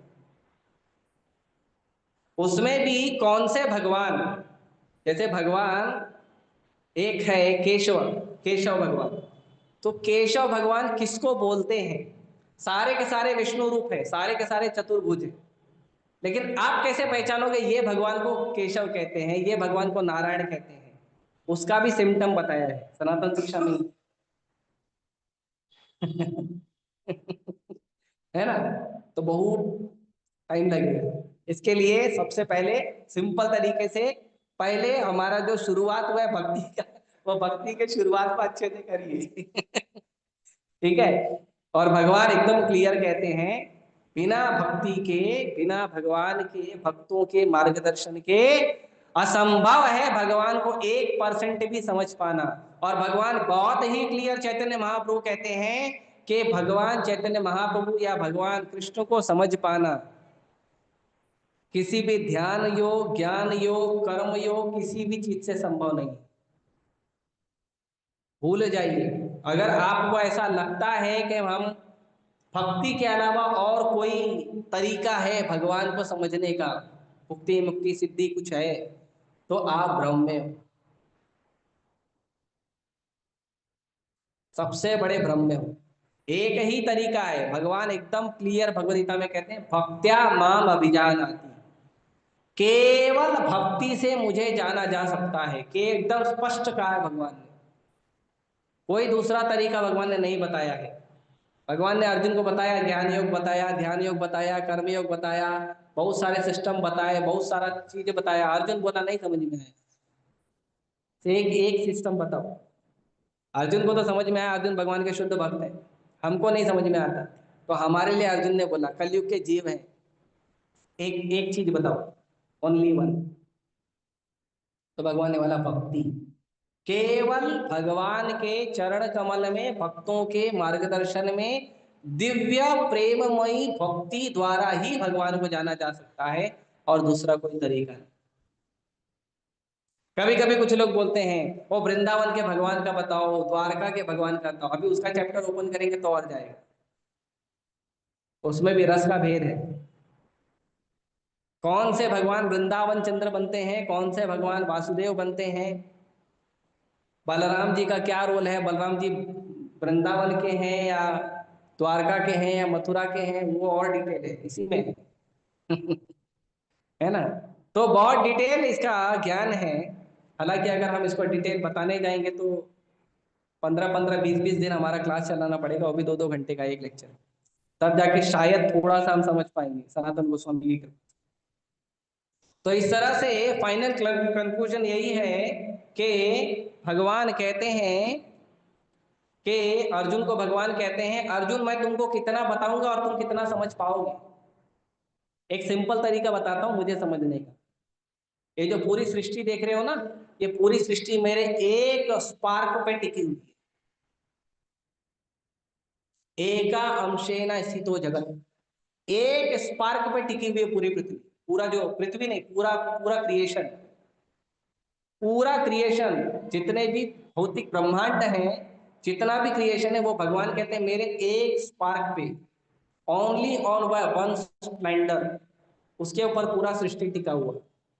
तो इसके लिए इतना समझो और भगवान का शांति से भक्ति करो, शरणागत हो जाओ। हमारे पास एक भगवान के शुद्ध भक्त की शरण है, और वो हैं कृष्ण कृपा मूर्ति अभय चरणानंद भक्ति वेदांत स्वामी श्री प्रभुपाद। और उनके जो भक्त हैं, उनके जो अनुयायी हैं, जो हमें मार्गदर्शन करते हैं, उन लोगों का हमें आश्रय प्राप्त हुआ है, तो उनका भक्ति करिए। ठीक है? उनके कृपा से हमको भगवान जल्दी समझ। और उन्होंने बहुत सिंपल तरीका बताया है। क्या कहा है?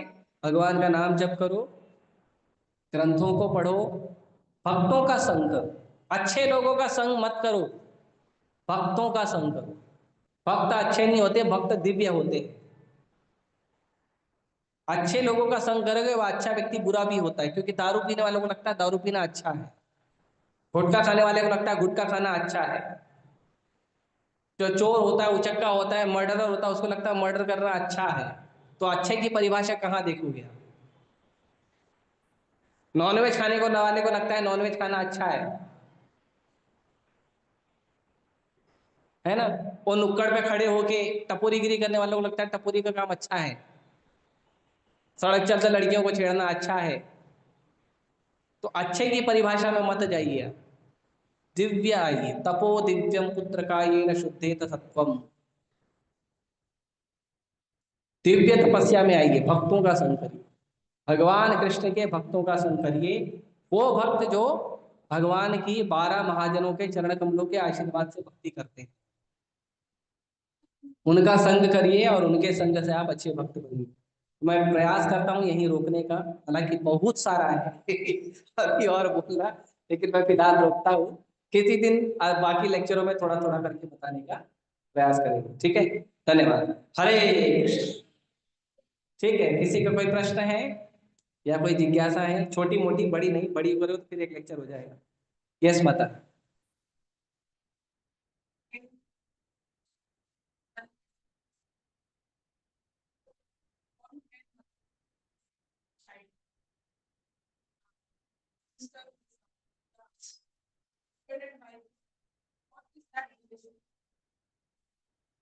देखिए, प्रेम का अर्थ होता है सेवा। जो जितना ज्यादा सेवा करता है उतना ज्यादा हमारे उससे साथ आकर्षण बढ़ता है। इसके लिए इस संसार को कहते हैं ममता। ममता मतलब मेरा है। लेकिन जो व्यक्ति जब तक ममता में बंधा रहेगा तब तक वो भक्ति नहीं पकड़ पाएगा। भक्ति पकड़ने के लिए ममता को छोड़ना पड़ेगा। माँ के प्रेम को ममता नहीं कहते हैं, ये पता नहीं कौन डाल दिया है हमारे संस्कारों में। माँ के प्रेम को वात्सल्य कहते हैं। वात्सल्य कहते हैं गाय का उसके बछड़े के प्रति। गाय का जो बच्चा होता है उसको वत्स कहते हैं संस्कृत। तो गाय के बच्चे का जो प्रेम होता है उसको कहते हैं वात्सल्य। तो वो माँ का, पिता का अपने बच्चों के लिए होता है। और ध्रुव महाराज की जो माँ है वो ध्रुव महाराज को कहती है कि एक माँ अपने बच्चे से जितना प्रेम करती है इससे भी करोड़ों गुना ज्यादा कृष्ण अपने भक्तों से प्रेम करते हैं। इससे भी करोड़ों गुना ज्यादा। क्योंकि आजकल आप देख रहे हैं अनाथ आश्रम क्यों खुल रहे हैं। अगर माओ में इतना ही प्रेम है बच्चों के प्रति, पिता में इतना ही प्रेम है, तो अनाथ आश्रम क्यों खुला है। और बच्चों का इतना ही प्यार है माँ बाप से, तो वृद्धाश्रम क्यों खुला है। प्यार है नहीं।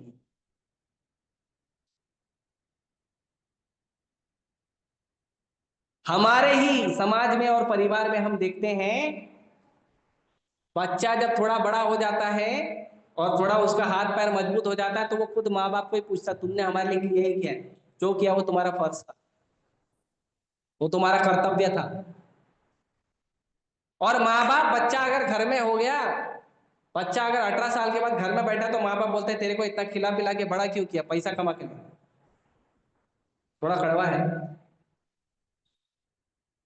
कहाँ है प्यार। और अगर बच्चा गलती से इस्कॉन में चलेगा भाई, वो माता पिता यहाँ तक है कि बोलते चोर बन जा, उचक्का बन जा, भक्त मत बनना। डाकू बनेगा चलेगा, चंबल की घाटी में गला काटेगा चलेगा, भक्त नहीं बनना। हम सुने हैं।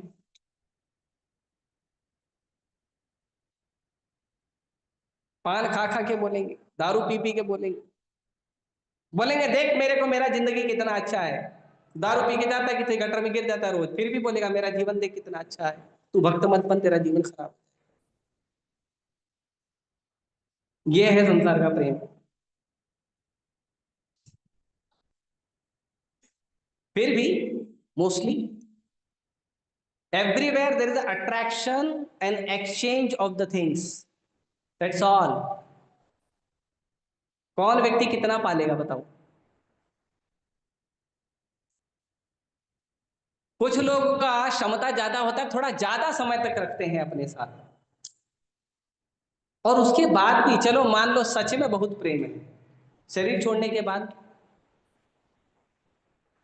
ये शरीर छोटा तो अभी इतने सारे भक्त मुझे प्रेम कर, अभी मेरा शरीर छूट जाएगा, आधे घंटे बाद बोलेंगे लेके जाओ बास आ रहा है। कौन बोलेगा बताए।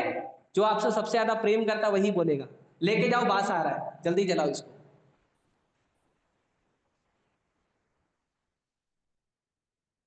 कृष्ण ऐसे प्रेमी हैं। आप मनुष्य बनो, आप पक्षी बनो, आप मछली बनो, आप पेड़ पौधा बनो, आप देवता बनो, आप असुर बनो, आप राक्षस बनो, आप कीड़ा मकोड़ा बनो, कृष्ण आपके साथ ही रहेंगे, आपके हृदय में कभी नहीं छोड़ेंगे। कृष्ण ऐसे प्रेमी हैं, सदा सर्वदा आपके साथ रहेंगे। और जो गुरु हैं, गुरु भी रहेंगे, गुरु भी आपके लिए हमेशा प्रार्थना करेंगे कृष्ण से, इसका उद्धार करिए। इसीलिए शास्त्रों में कहा गया है, जन्मे जन्मे सबे कोई पिता माता पाए, गुरु कृष्ण नहीं पाए करह उपाय। हर जन्म में आपको माँ और बाप मिलेंगे, इंसान का हो या पशु का हो या पक्षी का हो या पेड़ पौधों का हो, हर जन्म में माँ बाप मिलेंगे, गुरु और कृष्ण नहीं मिलेंगे, पहले उसका उपाय करिए। तो हम मना नहीं कर रहे हैं, है वो भी प्रेम है, लेकिन वो क्षणिक है, टेम्पोररी।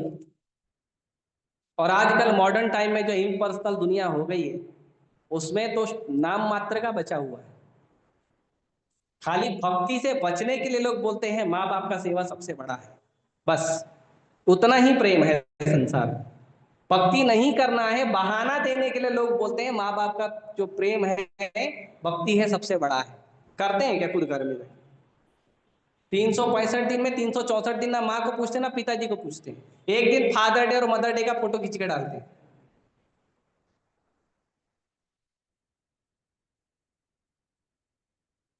ब्रह्मचारी बनो, माता पिता को तीर्थ यात्रा करो, वो असली सेवा है।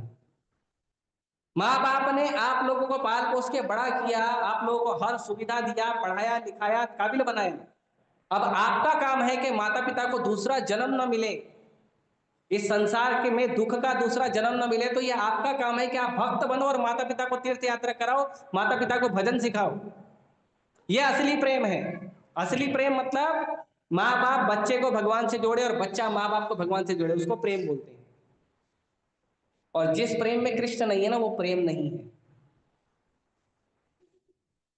ठीक है, हरे कृष्ण। यस।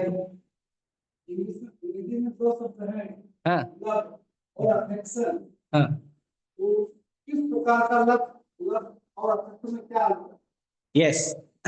तो अफेक्शन जो होता है वो जनरली उसको लस्ट भी कहते हैं, लस्ट एंड लव।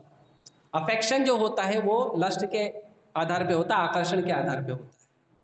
तो इसको भगवान खुद बताते हैं शास्त्रों में। भगवान बताते हैं कि अपने इंद्रिय प्रीति इच्छा तार नाम काम, कृष्णेर इंद्रिय प्रीति वांछा तार धरे प्रेम नाम। अगर आप कोई भी काम कर रहे हो जिसमें आप अपनी इच्छा पूरी कर रहे हो या अपने से जुड़े लोगों की इच्छा पूरी कर रहे हो, उसको काम बोलते हैं, उसको अफेक्शन बोलते हैं, उसको लस्ट बोलते हैं। लेकिन आप कोई भी काम कर रहे हो जिसमें सेंटर कृष्ण है, जिसमें सेवा कृष्ण की है, तो वो प्रेम है। जैसे आपका बर्थडे है या मान लो कोई साधारण साधारण दिन है, आपने अपने किसी मित्र को खाना खिलाना है, तो आपने खुद भी खाएंगे और अपने मित्र को भी खाना खिलाएंगे, वो अफेक्शन हो गया, वो लस्ट हो गया। लेकिन आप भगवान का महाप्रसाद खिलाएंगे, अपने मित्र को दर्शन कराएंगे, वो प्रेम है। काम वही है, काम वही है, आपका अपने मित्र के प्रति अफेक्शन है, प्रेम है, और आप उसको भरपेट अन्न खिलाना चाहते हैं। लेकिन आप केवल साधारण अन्न खिलाएंगे तो वो लस्ट है, वो अफेक्शन है। लेकिन अगर आप अपने मित्र को भगवान का प्रसाद खिलाएंगे, भगवान के चरण कमल में भोग लगा हुआ, वो प्रेम है। क्योंकि उससे आपका और आपके मित्र का कृष्ण भगवान के प्रति भक्ति में प्रगति होगा। और अगर आप साधारण अन्न खिलाओगे तो भगवान तीसरे अध्याय के 13वें नंबर श्लोक में बोलते हैं कि कोई भी व्यक्ति जो अपने लिए कुकिंग करके खाता है और भगवान को भोग नहीं लगाता, वो पाप खाता है। शिष्टाशिना संता मुच्यन्ते सर्वकिल्बिषा भुजन्ते ते अघम पापा ये पचन्ति आत्म कारण। जो भगवान युग के पुरुष को सेवा करते हैं, उनकी सेवा करके उनको भोग लगा के खाते हैं, उनका जीवन का सारा कलमश, सारा पाप समाप्त हो जाता है। लेकिन जो लोग केवल अपने लिए कुकिंग करके खाते हैं, वो लोग पाप खाते हैं। ठीक, यहाँ पे किसी ने हाथ उठाया? आपने उठाया, बोलिए।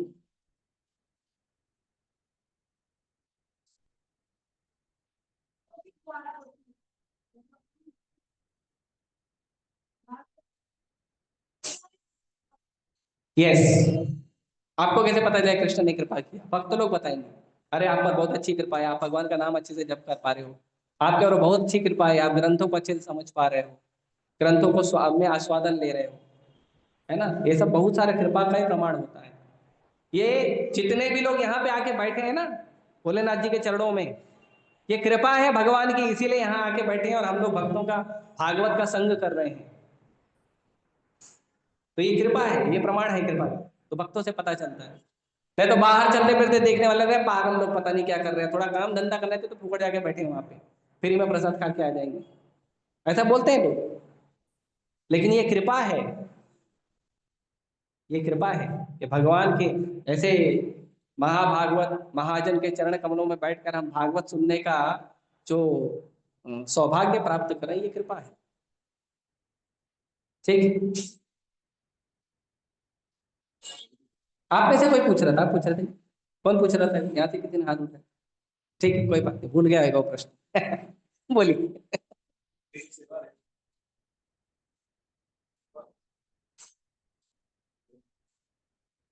भौतिक संसार में भी जो सेवा करोगे ना, वो भौतिक लेवल तक ही रहेगा, आध्यात्मिक लेवल पे नहीं जाएगा। आप बांस को कितना भी प्रयास करो वो गन्ना बन जाए, गन्ना नहीं बनेगा। उसको शक्कर की चाशनी में भी डुबा के निकालोगे ना, तो भी वो गन्ना नहीं बनेगा, वो बांस ही रहेगा। और गन्ना हमेशा गन्ना रहे, उसमें मिठास हो। तो भौतिक संसार में जो सेवा भी करते हैं, वो सेवा के बाद में हम क्या करते हैं? कुछ ना कुछ फायदा ढूंढते हैं। तो वो सेवा कहाँ है? सेवा का मतलब होता है निस्वार्थ, अहैतुकी की अप्रतिहता। बताओ ऐसी कौन सी सेवा करता है कौन संसार में? और निस्वार्थ सेवा भी करता है तो बाद में बोलता है मेरे को ब्रह्म चाहिए, मेरे को भगवान का चाहिए, भगवान के निराकार रूप चाहिए, मेरे को मन की शांति चाहिए। सेवा का मतलब कर दिया, भूल गया। अब वो स्वामी के ऊपर डिपेंड है, मुझ पे कृपा करे ना करे। मेरा काम था सेवा करना, मैंने कर दिया। वो केवल आपको कृष्ण भक्ति में मिलता है कि हम सेवा करके छोड़ देते, लेकिन हमारा स्वामी फिर भी हमको आशीर्वाद। और कई बार हम सेवा नहीं भी करते तो भी हमारा स्वामी आशीर्वाद देता है कि कृपा कर देता हूं, आप आगे बढ़े। तो केवल आध्यात्मिक जगत में ही सेवा का मूल्य है। भौतिक संसार में वो, जैसे प्रभु जी ने बोला, अफेक्शन जैसे थोड़ा सेवा करते हैं, नहीं तो नहीं करते। ठीक है। ओके, और कोई? ऐसे एक छोटा उदाहरण देता हूँ। एक बार मैं कॉलेज के किसी फंक्शन के काम से गया था चर्च के।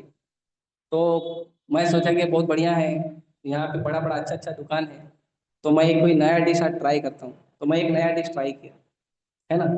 अब वो नया डिश मैंने ट्राई किया, अगर मुझे अच्छा लगता तो मैं उस दुकान पे कंटिन्यू लेता, लेकिन मुझे खराब लगा इसलिए मैंने उसको लिया ही नहीं।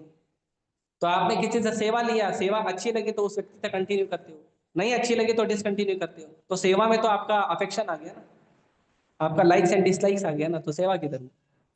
सेवा का मतलब नहीं भी पसंद तो भी करता है आदमी, नहीं भी अच्छा लग रहा तो भी करता है, नुकसान है तो भी करता है। क्यों? स्वामी की प्रसन्नता के लिए। राइट। भौतिक संसार में, आध्यात्मिक संसार में। ठीक है। ओके। आप सभी का बहुत बहुत धन्यवाद शांतिपूर्वक सुनने के लिए। ठीक है। हरे कृष्णा, हरे कृष्णा, कृष्णा कृष्णा हरे हरे राम, हरे राम। श्रील सनातन गोस्वामी की जय, श्री चैतन्य महाप्रभु की जय, श्रील प्रभुपाद की जय। हरे कृष्ण।